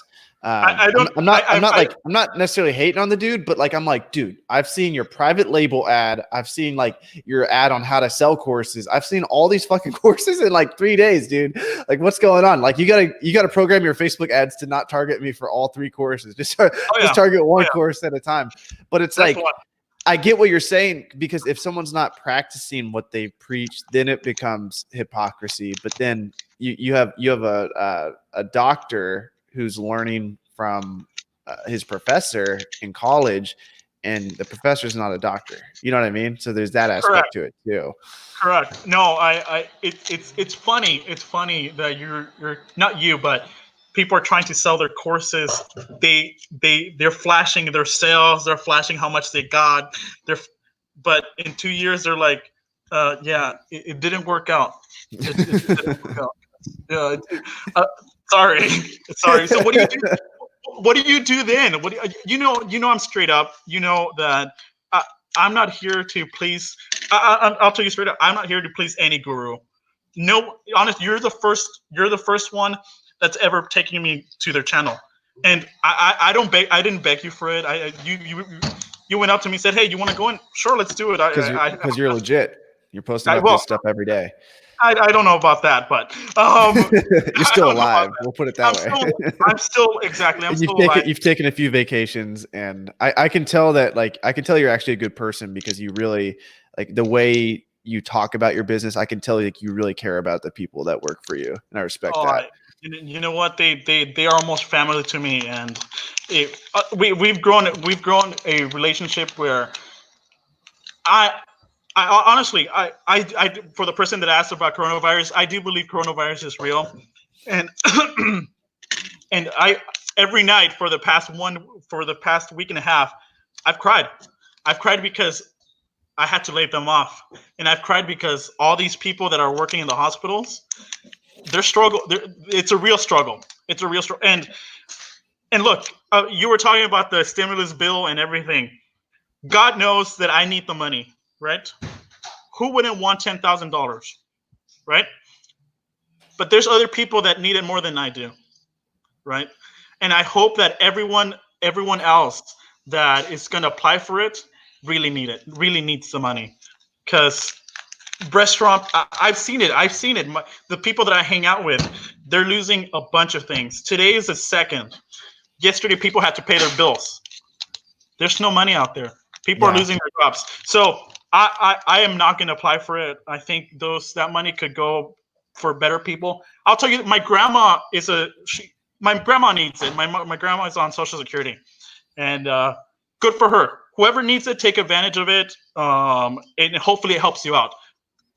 God knows I need it, but there's other people that need it more than I do. So, are you going to do the Paycheck Protection Program? No, I'm not doing anything. No. Oh wow. No, I'm not doing anything. And that might be a stupid move, but my conscience just doesn't let it. Interesting. Let me have it. Yeah, and you might need it. Other people might need it. Cool, and that's great. And I'm not badging on anyone. Just for me, I wouldn't do it. My conscience doesn't let me do it. Yeah. Interesting. Yeah. So I know I'm gonna survive this, and I know that the people I work with, they're gonna come back and they're gonna be happier, and I'm gonna be thankful. It's like that. I'm trying to make sure we're not getting any troll comments before I bring them up here. John Doe actually does have a good question. Can anyone choose the sometimes cheaper bound printed matter instead of media mail, or is there a minimum volume required for that? That's a very, very good question. Very good question. So, John, I doubt that's your name, but we'll call you John. Hey, John. So, if you're shipping out of it's probably Reezy disguised as John Doe. I'm not going to say anything. So, hey, John, if you are printing out of Amazon, you can use bound printed matter. You don't have to use. You don't have to have 300 shipments. If Amazon gives you the opportunity to get the option of bound printed matter, and it's cheaper than USPS media mail, get it. There won't be no consequence. Saying that, bound printed matter for Amazon is way different than bound printed matter where you get the 300 shipment thing and you get a huge discount. So for Amazon, your bound printed matter could probably cost you $2.28. For actual bound printed matter, it's going to cost you £1 like $1.70 something, $1.90. So you are saving a lot, but you can use bound printed matter on Amazon, and that's what I suggest everyone. If you're sending media mail right now, you want to send through Amazon, and there's one reason and one reason only. Amazon gives you the protection. If at that shipment you shipped it out on time and it gets to the customer late, Amazon will give you the protection, tell you, you know what, it's not your fault, and we'll take that negative feedback away from you. That's what a lot of people don't know. Amazon, that's why you want to ship through them. Okay. Because they'll give you that protection. Yeah, I didn't know that. What about bound printed matter if I wanted my restricted inventory clients to mail me via bound printed matter? We generate the labels for them. So could we generate the labels? We use PayPal now. No, okay. You cannot generate bound printed matter, and this is the reason. Amazon made an account with USPS. So they're giving you the privilege to ship through them bound printed matter. If you wanted to ship your own bound printed matter, you had to make an account with USPS, and it had to be so huge where you can actually tell other people, hey, you can use my bound printed matter certificate, right? How big? What volume? Well, imagine Amazon. Does Sell Back Your Book use bound printed matter? No. You have to ship through them through media mail. I've only known Amazon giving that certificate to you guys, basically, to use bound printed matter. Okay. But if you want to use bound printed matter, I know David Chung, he uses bound printed matter. It's because he made an account with USPS and he's sending 300 units per shipment, not per day. You could do. Amazon gives you 2 days to ship it if you make your shipment template right. So if you ship 300 items through Monday and Tuesday, that shipment can qualify for bound printed matter if you made an account with USPS. That's Okay. how. Yeah. Gotcha. All right, we got John Doe asking a question again. Is it your app that decides whether merchant fulfilled versus FBA a custom thing, or is there a subscription software out there? Yeah, it is custom. So we do work with someone, and basically that software is not out there for the public just yet. It might be in the future, but not yet. And it's my triggers. Other people that are using the softwares might have other triggers. But yeah, with my trigger, it tells me basically it goes FBA, MF, SBYB. Coding, yikes! I know. John, you have good questions. Hopefully, you're not anyone that's disguising from. He's probably someone that we know that he's trying to disguise. Oh well. It's Reezy taking notes right now. He's trying to figure out how to run a bulk operation. I'm just kidding. Hey. You said it. I didn't say anything. You said it. I used to put all the information into my SKUs. Now I put it in my SKU. Now all I put in my SKUs is the rank, because for me now all the other information is irrelevant. Very, very good. Very, very good. Irrelevant. You're here to sell books, not to think about it, not to say, oh, I got this. Imagine later on, you're going to have to put coordinates of the store where you got it from. So you're going to put Goodwill, the coordinates, the state, the city, the zip code. Why do all that? Keep it as simple as possible, guys. If you want to put where you got it from and how much you paid for it, more power to you. But I just think that you just want to make this as dummy-proof as possible. Yeah, I will say that for us, we do put the consignee's name, or I found out it's actually called consigner. So the people that send us books, we put their name in the SKU, and Exceller List allows you to do that. You scan it in, it instantly throws their name in there. So if anything ever happens to the account, we know that SKU belongs to them. Of course, we have their name paired up in the spreadsheet as well, and we're building a software to connect those two. So the SKU is going to be married to a source, the supplier's name. But it's nice just to have it in the SKU as well. So you do have a 40 character limit, so you want to be careful with how much stuff you put in there. It does work for the most important thing. It does work for you because even you could put all that information on a Google sheet and sort it by the source you got it from. And it works for your business. For my business, I just don't get the point of, okay, this book was in the first Gaylord of this load, and it was the 357th book that was scanned. There's other things more to worry about. I think how it could be worth it for you, and it's not necessarily being built into the SKU, but just tracking the profitability of each source. We do that. We do that. How do you do that?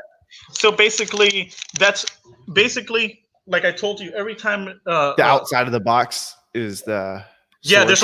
There's a barcode. So it basically tells me where I got it from, how much we got it from, and where we got it from, what date we got it from. And so I make sure, okay, this load was scanned, and it says, okay, I bought it on the 25th for $300. Well, when I run my report, it tells me, well, that load with that number is going to yield you a profit later in the future of $4,000. So I know, okay, that load on that date that I bought from Goodwill, I bought it for $300, which it says right there, and it's going to yield me $4,000. And that's how. When you say load, are you talking about like several? Yeah, load. So basically, my truck right now is a 20-foot truck, and it holds 8 Gaylords. So if I go locally and pick up Gaylords, I try to get 8, and so every single book Gaylord in that load is going to get the same sticker. And so at the end, I'm going to accumulate everything and say, okay, those 8 Gaylords was this number on the barcode, and I made a profit of $3,000, whatever it is. You don't have to answer this question if you don't want to, but I'm interested. You said you had an essential that you would get books from. What type of source is that? You're getting Gaylords from an essential source? Correct. From someone who's deemed an essential during COVID. Correct. So they have not stopped working because I can't really say where I'm getting it from, but I'll tell you this: they just don't. They are not just a thrift store. Gotcha. They do other. I'm just imagining like a doctor's office where like all the doctors just drop off their medical books. It's just like that. No. Well, you know what? Be Actually, this talking about textbooks and college books and doctor books. This thrift store that I get, the Central Thrift Store, they just got a load. I guess they went to go pick it up from a college. You know, a lot of businesses are going out of business. Well, a private college was going out of business, and they called them to pick their books up. Amazing books. I was getting probably 30 books of the same kind that were going for $60 on Amazon, and they were like 4 or 5 gaylords full of them. And I was like, oh my God, this is great. I know you follow me. I don't know if you really pay attention to my stories, which I wouldn't. I know you don't, but I do sometimes. Like, you're one of the people I watch. I watch like 15 people's stories, and yours always comes up. So I did put that was probably the best load I've ever seen in the past 5 years, because they went to pick up from that closing private school. Amazing. Yeah. Really good. Textbook money, baby. Just got to figure out how to get more of those consistently. I know that's the key. That's a key. And I know you're restrictedinventory.com. I know there's more competition now for you, but if you do things right, I can see this business being your primary business and delegating this to someone else, and you're enjoying the profits out of it. Yeah, what we're trying to do is we're building software in the back end now to where people can have an account, log in, see all their analytics, and I'm going to copy that website, and I'm going to make recycleknowledge.com, and we're going to offer similar services for the general public and for schools, to where people from their house, they can just scan stuff. It's like, hey, you can sell on Amazon without selling on Amazon. You can sell through us. We'll do all the work for you. And it'll be exactly like restrictedinventory.com, but we'll walk them through the process more. We'll provide them a login to Scout IQ team mode, and they'll do that. And then with the schools, especially, the schools are more exciting, because if we get schools on board, like PTO groups, wrestling teams, whoever, they can scan the books for us. And it's like a fundraiser program for them. And we build a relationship where they bring us high dollar textbooks, and we pay them thousands of dollars each month. Like, you'd be surprised, different departments at colleges that just have books they're throwing away. Like, it's disgusting. And good thing you mentioned college. I would try to steer you away from.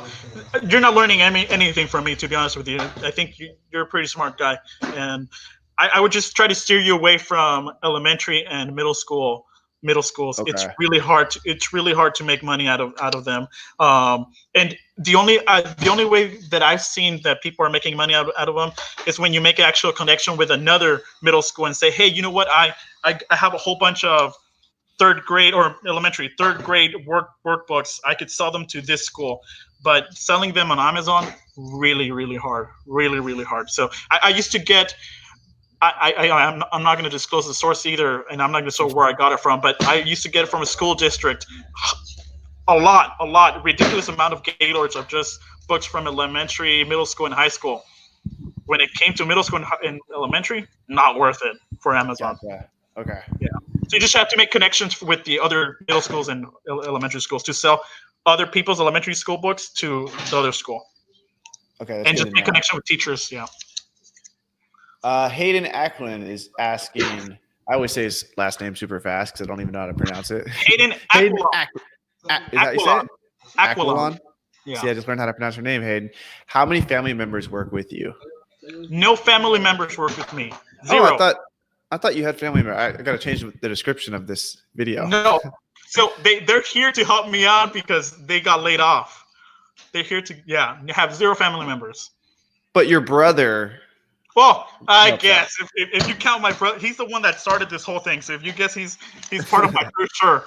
But no, he's we call him the janitor on his Facebook. On his Facebook, his job occupancy is the janitor for land pickers.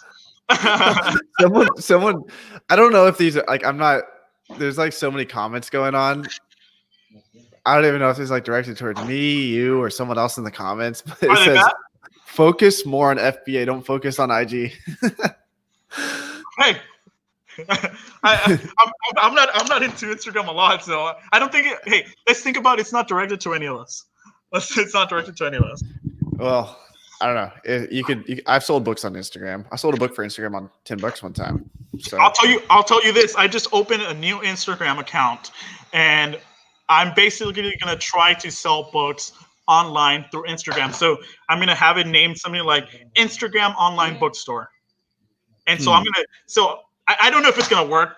I have no idea. I'm not really. I have 0 posts. I have not done anything with it. But basically, I'm gonna have a book, and I'm gonna tag the name, the title. I'm gonna hashtag the title, the author, the whatever I have to do. And basically, if people are interested in the author, they'll see the hashtag. I'm guessing they'll email me and be like, or message me like, "Hey, I want the book." Sure. Interesting. Yeah, let me know how that goes. It's probably gonna suck. So I was trying to hustle bookstores for a while. I was trying to get bookstores to scan textbooks because a lot of bookstores will just deny textbooks because they can't sell them. And so I reached out to a bunch of Instagram bookstores, and I was like, "Hey, do you guys want to work with me? I'm Romer the Romer. Do you guys want to work with me? I'll help you set up your textbook operation." And I reached out to about 10 people, and nothing really came out of it. But yeah, you can't score if you don't shoot. That's right. That's right. No, a lot of stores don't. They deny textbooks. They can't do anything with them. I know big brands, big book businesses that sell on Amazon also don't like textbooks, either because they're restricted from selling textbooks, or they only sell on MF. A lot of big people only sell on MF. Which I've tried that before and it doesn't work. I believe this question is for you. When you advertise for book pickups, do you say you did it for free or do you pay for the books? Afraid those who would otherwise donate to you would charge for those who would want to charge would bypass book pickups. So I don't pick up books from any just random citizens. I don't do that. I just pick up from stores and from recycling centers. But if I were to, I did put a bin out and it was going okay. I would tell them this is for profit. Be honest with them. Tell them that you are a reseller. You know what? I made one of the best connections I've ever made. I went to scan at a thrift store, and one old lady, very nice lady, she came to me and she said, "Hey, what are you doing?" And I tried to ignore her. I had my AirPods on. These are not AirPods, by the way. I'm not trying to. I did have my AirPods on, and I was trying to ignore her, and I was like, okay, hopefully she leaves. And she was like, "Excuse me, what app are you using? Because I also sell books." And I said, "Oh, well, I'm using Scoutly." Instagram. No, I'm using Instagram. Yeah, no, I'm using Scoutly. Oh my goodness, I work for a thrift store, and I only sell to SBYB, and there's another one. It's a green one. What is it called? The buyback company, Valor. Yeah, buyback. What's? It's a green one. Is it Books Run, Valor Books? No, they accept CDs and DVDs as well. Oh, Declutter. So yeah, she says that she only sells those books because she works at a thrift store. She volunteers there, and her job is to scan books to send to Declutter and SBYB. And I said, "Oh my God, here we go. Let's make connections here." So I told her, "Hey, I use Scoutly. I've been doing this for a while. If you want, give me your phone number. I could set you up with something that's going to be more profitable for you and more profitable for the thrift store. I'll basically give you a computer. I'll give you a scanner." And instead of sending it to them, "Sorry, Bill, you're a great guy. You give me a whole bunch of money, but this one's for me." So now she scans the books that are coming through the thrift store, and she sends them to me. So it works out. Some of them do go to Bill. So, Bill, me and you are still buddies. I'm pretty envious of Bill. Grass is always greener on the other side, but they got a good hustle going. Like every time I see your stories where you're like all these gaylords going out to Bill, and then I see like 3 other people that day do the same thing. And I'm just like, that guy's getting so many books. And everything that he wants. He's not getting duds. He's not getting he's not getting shit. He's getting whatever he wants. And dude, and then even that girl who was at the thrift store, she I'm interested. I'm more curious. How did she find out about Sell Back Your Books? I think she was. I think there's a website called Book Scouter. And I think so. She was scanning every book, and most of the How does books. she even find? Like, how do these people even? Because like I saw some lady doing the same thing with the Books Run app. Books Run tries to gamify it for the people going outsourcing. None of them have downloadable databases. No, it's hard. Yeah, It would be nice if they did have downloadable databases, but none of them do. yeah. But I'm interested in how they market to these random people. How they generate just some person that knows nothing about it. How they convince someone to get off their ass and go out to a thrift store and scan books for them. Like, what kind of marketing are they putting out there? So what I think what they're doing is they're not even marketing themselves. I think people are seeing that there's money in books, and they're watching you or myself on social media, and they're like, wait, I work at a thrift store, I volunteer at a thrift store, and they're making money, and we're sending them. So instead of them, because Amazon, you have to put your social security number in, you have to do all this and all that. They're like, nah, you know what? Screw this. I'd rather get $5 for the book. I got it for free. Right. And so that's why, I think there's a market for even recycleknowledge.com. I could rebrand it, and I've even thought about Amazon Ave, AmazonAve.com. Someone's gonna go fucking buy that domain now. I don't have it, but Amazon Ave, where I will sell your books on Amazon for you. I've always had this idea of, because it destroys the overhead. There's no overhead when you sell on consignment. So someone can go out and scan books for me. I would like to do what Sell Back Your Book is doing, but do it consignment. That's what I would like to scale.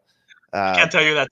I can't, but I don't know who my main client would be, because it wouldn't be the regular people. It would be cold leads, or maybe schools. I think schools would be good. I think colleges would be good. I think people don't want to go through the struggle of customer service, of putting your social security into Amazon or your EIN number. People don't. It's too complicated for them. Right. Why would they want to do that? Instead they send it to Bill. And so, but Bill, you're not getting books from her anymore. I'm getting them, and then I'm passing them down to you. So it works out it's just a circle, though. It's just a circle. It's me, then you, and it works out. We got John Doe asking if Miami causes mildewy books. I don't really source books in Miami. My operation's still in Nashville. That's where all my listers live. So everything's still going on up there. We do have one lister in Florida. I'm not sure if her books get mildewy or not. It really freaked me out when the hurricane was coming, though, because she was loaded up with inventory at her house, and we had a huge hurricane coming towards her house. I was like, oh my gosh. Tell me this. I know you just moved and you haven't experienced it, but Florida is known for hurricanes. And you do live in a huge apartment. Does it scare you just a tiny bit? I mean, worst case, I'll hop on a plane and go back home to Nashville. Okay. If it comes, but dude, I'm on the 48th floor. I was just talking to Rakin about that. I'm like, dude, it hasn't rained much yet. When is hurricane season? Is it spring? Yeah, it's coming up. I think it's around August, September for you guys. Dude, you're gonna see some gnarly videos of me, because I'm on the 48th floor, so I'm gonna be able to see like so much happen. It's already windy, so when it's hurricane season, it's gonna be crazy out here. It's gonna be probably hard to sleep because it's gonna be so windy. I'm scared of heights, so I know that I couldn't live in the 48th floor. I know that for sure. So I'll stick to San Diego. I think it's similar, except that honestly, Florida is a great state for business. California, it's not. California's not. So it works out for you. Government wise. Taxes, government. But bro, look, I'll tell you this. I know I want to move. You have to take struggles, and I already told my family that in the very near future, I need to move out of this state. And the reason being is $10 in California, a $10 book will profit you $2, $3, let's say. Well, $3 is worth more in Miami or in Arizona or in Texas than $3 here in California. Yeah. But with any big city, there's way better quality books. So if you theoretically, you can't compare your business to Reno or I don't know why I thought of Reno, but just a really small town. You can't compare it to the middle of nowhere, because you're not going to have access to the books. Yeah. Oklahoma. No. But I think Hayden, I'm not going to take away business from you. Don't worry, buddy. But I think Texas is a metropolitan. There's a metropolitan town there. I think there's a lot of people. There's great colleges. taxes are great for business, and $3 there would go much further than $3 here in California. Here in California, you still see gas at $3.05. In Arizona, you'd see it at $1.98, $1.50 right now, probably, since gas prices are down. It makes more sense for more sense for the business. And if I have to ship books to that state, I'm doing it now to California. I could do it somewhere else. I got a quick question from Raymond. For me, he's asking if restrictedinventory.com takes instructors editions. We will, if double check that the listing's actually an instructors editions listing, that in that you are gated on the instructors editions listing. What about international books? Yes, we will. If people are, let's say international books are not able to be sold in the United States. If it says, is that true? That is absolutely true. International books. Is that like a federal law or an Amazon law? Well, it does say on the book, these books are not to be sold in the United States. I don't know if it says it on the international books that we get, but there's tons of international listings on Amazon. You can type in. I know. People cover it with tape. People cover it. No. I'm not talking. We don't do that. Like the listing itself says global edition. Oh, really? Okay. Yeah. Okay. Yeah, we sell lots of global editions every day. There's just one person that supplies us with a lot of them. But no, we would never cover anything up with tape. Yeah, I don't sell international editions. And if I do get international editions, I give it to Bill, and Bill gives me money for them. So let them deal with it. I think I don't know if all of them have that text you can't sell in the United States, but what they're trying to prevent is selling it underneath. Because what global editions are, I think what they are is like essentially the book, same exact book, but it's called global edition because it was made overseas. So it's almost like a legal counterfeit. It's like saying like, hey, like this is not made by the publisher. I don't know. Maybe they do have some type of partnership with the publisher. Like maybe because global edition's like a step up, like it's not counterfeit, obviously, because like otherwise Amazon wouldn't let you sell them at all. Yeah. There's something going on. I don't know if they work something out with the publisher where they like bought some rights to it to sell in their country, and then they somehow sneak over to America. I'm not sure. I just know if it sells on Amazon and it says global edition, we'll sell them. Yeah, I don't do it. I don't sell new stuff either. I've never sold anything new, and. We're starting to like get more ballsy with that because we're branching out how many accounts we have. So we're not just on one account. Like I interviewed a guy the other night and he really inspired me. He has 15 Amazon accounts. Yeah. And so I'm trying to set up that way because I got burned so fucking hard last year when my Amazon account got shut down, and I'm so bitter over it. And I'm going to teach everybody how to set up multiple Amazon accounts legally. It's not illegal. It's just Amazon's rules. There's a difference. What you do though? What you do to get banned? So one of our consignees sent a counterfeit book and we didn't catch it. And Walk his ass. Yeah. No, I don't sell anything new. I only have one account, and I am not bossy, dude. I'm telling you, I don't sell acceptable books, and people are like, what the hell? Why don't you sell acceptable books? Like, you would be making much more money, bro. I'm fine. I am fine. I saw everything as good. I don't want anyone to be like, well, this is a very good book because of this, and this is a new book. It's good. It's just good. You know what good is. I know what good is. We'll leave it at that. I don't want people thinking. I told you I want to make this as dummy proof as possible. So, no new, no new, no very good. Everything good. And I don't see. And I've told this to Caleb. I don't see a difference between people selling very good and good compared to their sales. The only condition that I see a big difference, is acceptable. So so acceptable. People don't want to buy it except college books. College kids don't care. They want their books now, and they want it in whatever condition I guess they want it. But for normal books, acceptable books doesn't sell as fast, and I don't see a difference between good, very good, and like new compared to good. If people are looking for a reasonable price, and they will get it at Latin Pickers. And my company's not Land Pickers. Insane book hustle in the house was good. Someone says pals. Oh, I think they were guessing earlier when we were talking about declutter. Yeah. Not pals. And by the way, I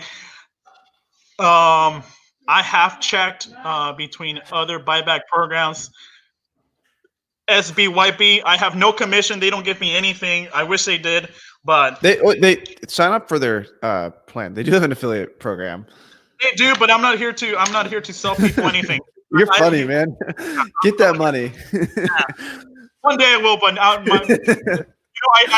told someone my mind is not there yet, and the response that he gave me was, "Well, I don't even know where your mind is." And I was like, "Bill said that?" No, Bill's a nice guy. Bill's amazing. Wait. Who said that? Who said? I don't want to. Okay, gotcha. I don't want to start fighting. But I've seen that SBYB definitely but they take more books.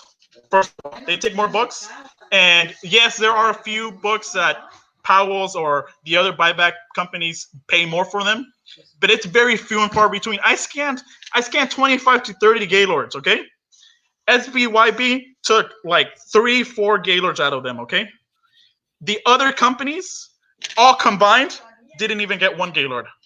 Not one gaylord.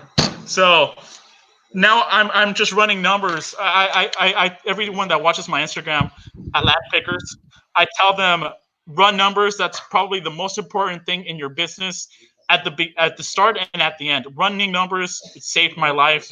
And I'm going to be running numbers on these buyback companies because for 25, 30 gaylords, SBYB bought more, and they also pay almost the same amount compared to the other 6-7 buyback companies. Oh, we got a good question by Chase. Chase is asking, for merchant fulfilled, do you match lowest price or price 4th, 5th, 6th in line? Ooh, that's a very good question. So here we go. So for MF, I think you should price everything compared to rank.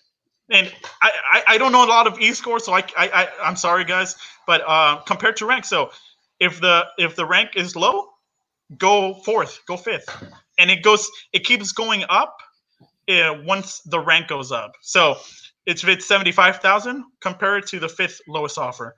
If it's 100,000, compare it to the 3rd lowest offer. If it's 3 million, compare it to the 0 position. So basically, you want to be the first one. You want to be a first one no matter what. So compared to the negative position. Yeah, compared to the negative, dude. If you're 3 million rank book, in average rank, you want to sell first. You don't. Dude, I've seen so many people, really. I've seen so many gurus out there saying, you guys are lowering everything to the bottom. You guys are, bro, you're doing the same shit. You're doing the same shit. You're being the first one that you're being the lowest one because you want to sell fast. Don't tell other people to claim on the 5th or the 6th or the 7th.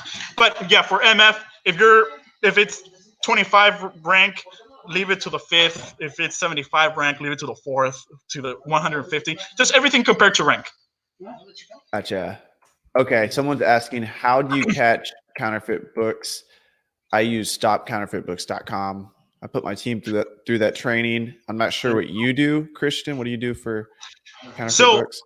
So that's one of the parts that I am stuck here in the business with. I make sure that I go through every single textbook that goes in here. So as you probably know, I don't send any textbooks until college season. And there's a few reasons why. And one of the main reasons is if I send college books on February or March or April, the chance of me selling that book is slim. Because not a lot of people are buying college books. Second, it gives more of an opportunity for those attorneys to buy my book. If I send everything on college season, those books are flying off the shelves. Boom, boom, boom, boom, boom, boom, boom. So I'm giving that chance of the attorney to not buy my book. And if anyone is an attorney out there that's buying books, screw you. But But yeah, so I'm giving less of a chance for them to see my book once I You know where my sell. mind went? I was thinking of like an attorney that was going back to school for some No, reason. no. Those people that are trying to screw everyone over. So Yeah. I don't give them a chance to look at my book as much as they can, because I'm sending them late August or late January. So I make sure that I condition every college textbook, even though they're all going to go good. But I condition them. I know when I'm going to send them, either if it's now or later. And I make sure if it's counterfeit. And there's a whole bunch of ways to check if they're counterfeit. Obviously, the pages might look a little off. The binding at the end, it might not be glued on properly. The words might be tilted a little bit. There might be a discolor. Give me 1 second. I'm actually gonna go grab a counterfeit book real quick. Do so it. I can show everybody. Do it. Keep those questions coming, guys. All right. So this book right here is called Fake. Fake? Oh, wow. That's a real book. Okay. This book is the DSM, and it's fake. So you can see that L on surgical is about to run off the page right there. Yep. That's not good. You can also see just the pages. Let's see if you guys can see this. Do this in the way. The page number, it just looks weird. It's like jumping around. I'm not sure if it's going to show up on camera. Hey, Romer. Yeah. Quick question. Now, if you were to, you are saying that book is fake, okay? Yeah. And I'm not going to doubt you on it. If it's fake, it's fake. You've run through many books. If you send that book in August, and I'm not telling anyone to do this, okay? Don't send fake books. Do not do it. But if you were to send it in August, do you think the person that's going to buy it, let's hope it's a college student, do you think he's going to know the difference? No way. There's fake books circulating on college campuses. So kids are obviously buying these. And Amazon. you know that DSM-5, or I think that's what it's called. Yeah. That book is expensive. That book is a $75, $100 book. I'm actually reading this book. I'm reading the fake version of it right now. I'll tell you this. I'll tell you the love of my life. She actually is a. Can you hear me? Yeah. Okay, the love of my life. She uses that book. She's a therapist, so it's based out of therapists use it. So she has that book. She doesn't have a fake one, I think. Let's hope not. But yeah, she uses that book, and it's an expensive book, $75, $100 for sure. There's a miniature version of it too. That's I think more expensive. Yeah, I don't know if the page numbers are just jumping around. Like obviously, like they're not lined up. Offer up, baby. Offer up. Don't do it. I mean, it's got the real information in it. It's from India, and what those people are doing is not good. There's this guy on WhatsApp. He always messages me. He's like, "Hey," his name's Vicky. So if the law firm's watching this, they can go after a guy named Vicky. That's who they should be going after, is this guy. He keeps messaging me. He's like, "Hey," he's like, "I have a bunch of books, and I'll send them to you for free. Free samples." I was like, "Yeah, send them to me. Free samples. I'll take them." And he actually sent me this book, and they're obviously fake books, because he's asking like $1 per book, and I'm like, bro, these are going for $80 on Amazon. Like, what do you mean $1 per book? Like if he came at me like he could have hustled me and been like, "Oh, I'll tell you 20 a piece." And oh, maybe I would have thought, but $1 a book, no, man. Like obviously it's fake. And he reached out to me about David Goggins' new book. Oh, yeah. Like immediately when it was released, somehow he was able to get in touch with a supplier. They printed it in India immediately when that book came out. They knew it was going to be one of the best-selling books. But recently, with the whole coronavirus thing, he reached out to me about like mask, and I'm like, dude, you fucking scumbag! Like you literally like number one, you're selling fake books, which is bad because you're fucking up like the market in America. That's unethical, and now you're like it's just like you're always hopping on like the next opportunity. I don't know, like it really turned me off, and like I feel like a lot of people. I was talking to Rakin about this, but I feel like a lot of people think a lot of people are stuck in the mindset of they can only make money if they screw someone else over or if they're doing something slightly immoral. I can't do it.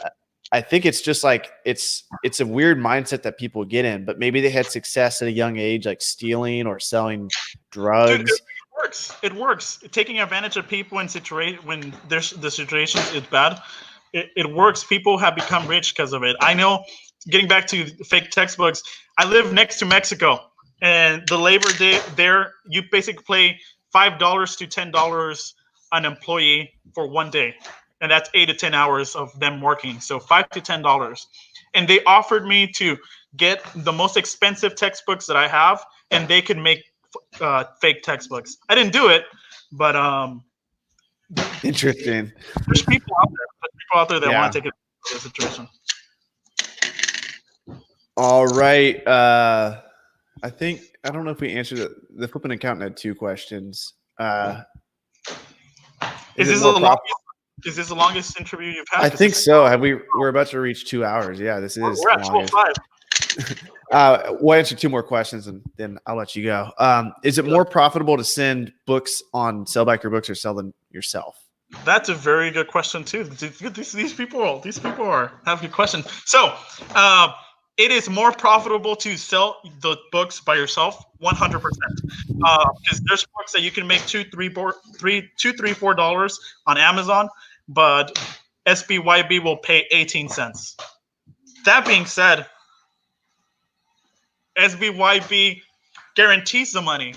So in these hard times, and I've thought about it, I said, what if we just send SBYB all of our books that they say yes to? Would it work?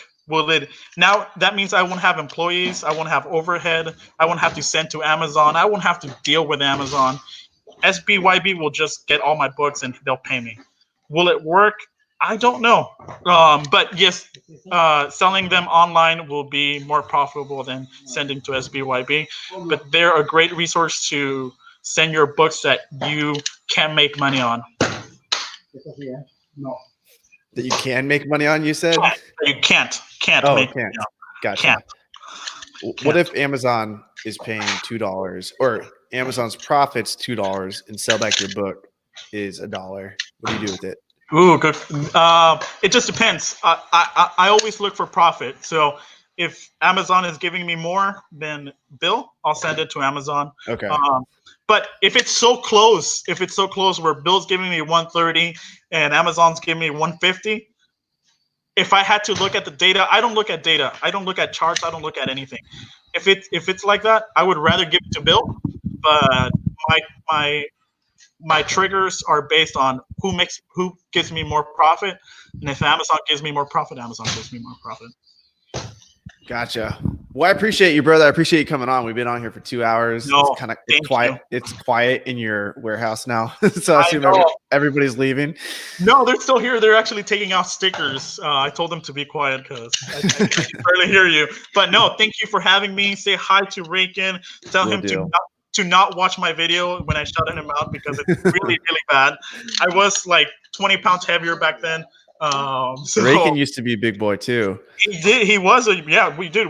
He was one of the people that we started following at the beginning when he was selling on eBay those coats, and he would be spending time in his house and taking pictures of them.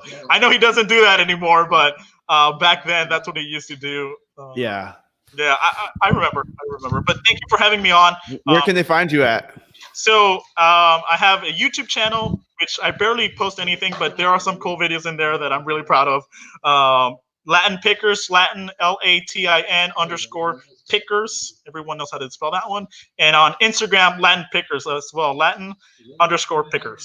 Both of those will be in the description right now. Instagram's in the description. I need to add the YouTube in there as well. I'll make sure to find that video and I'll add the exact video. Don't do it. No.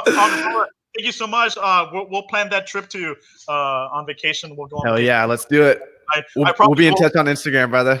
For real. Take care, brother. All right. Yep. See ya.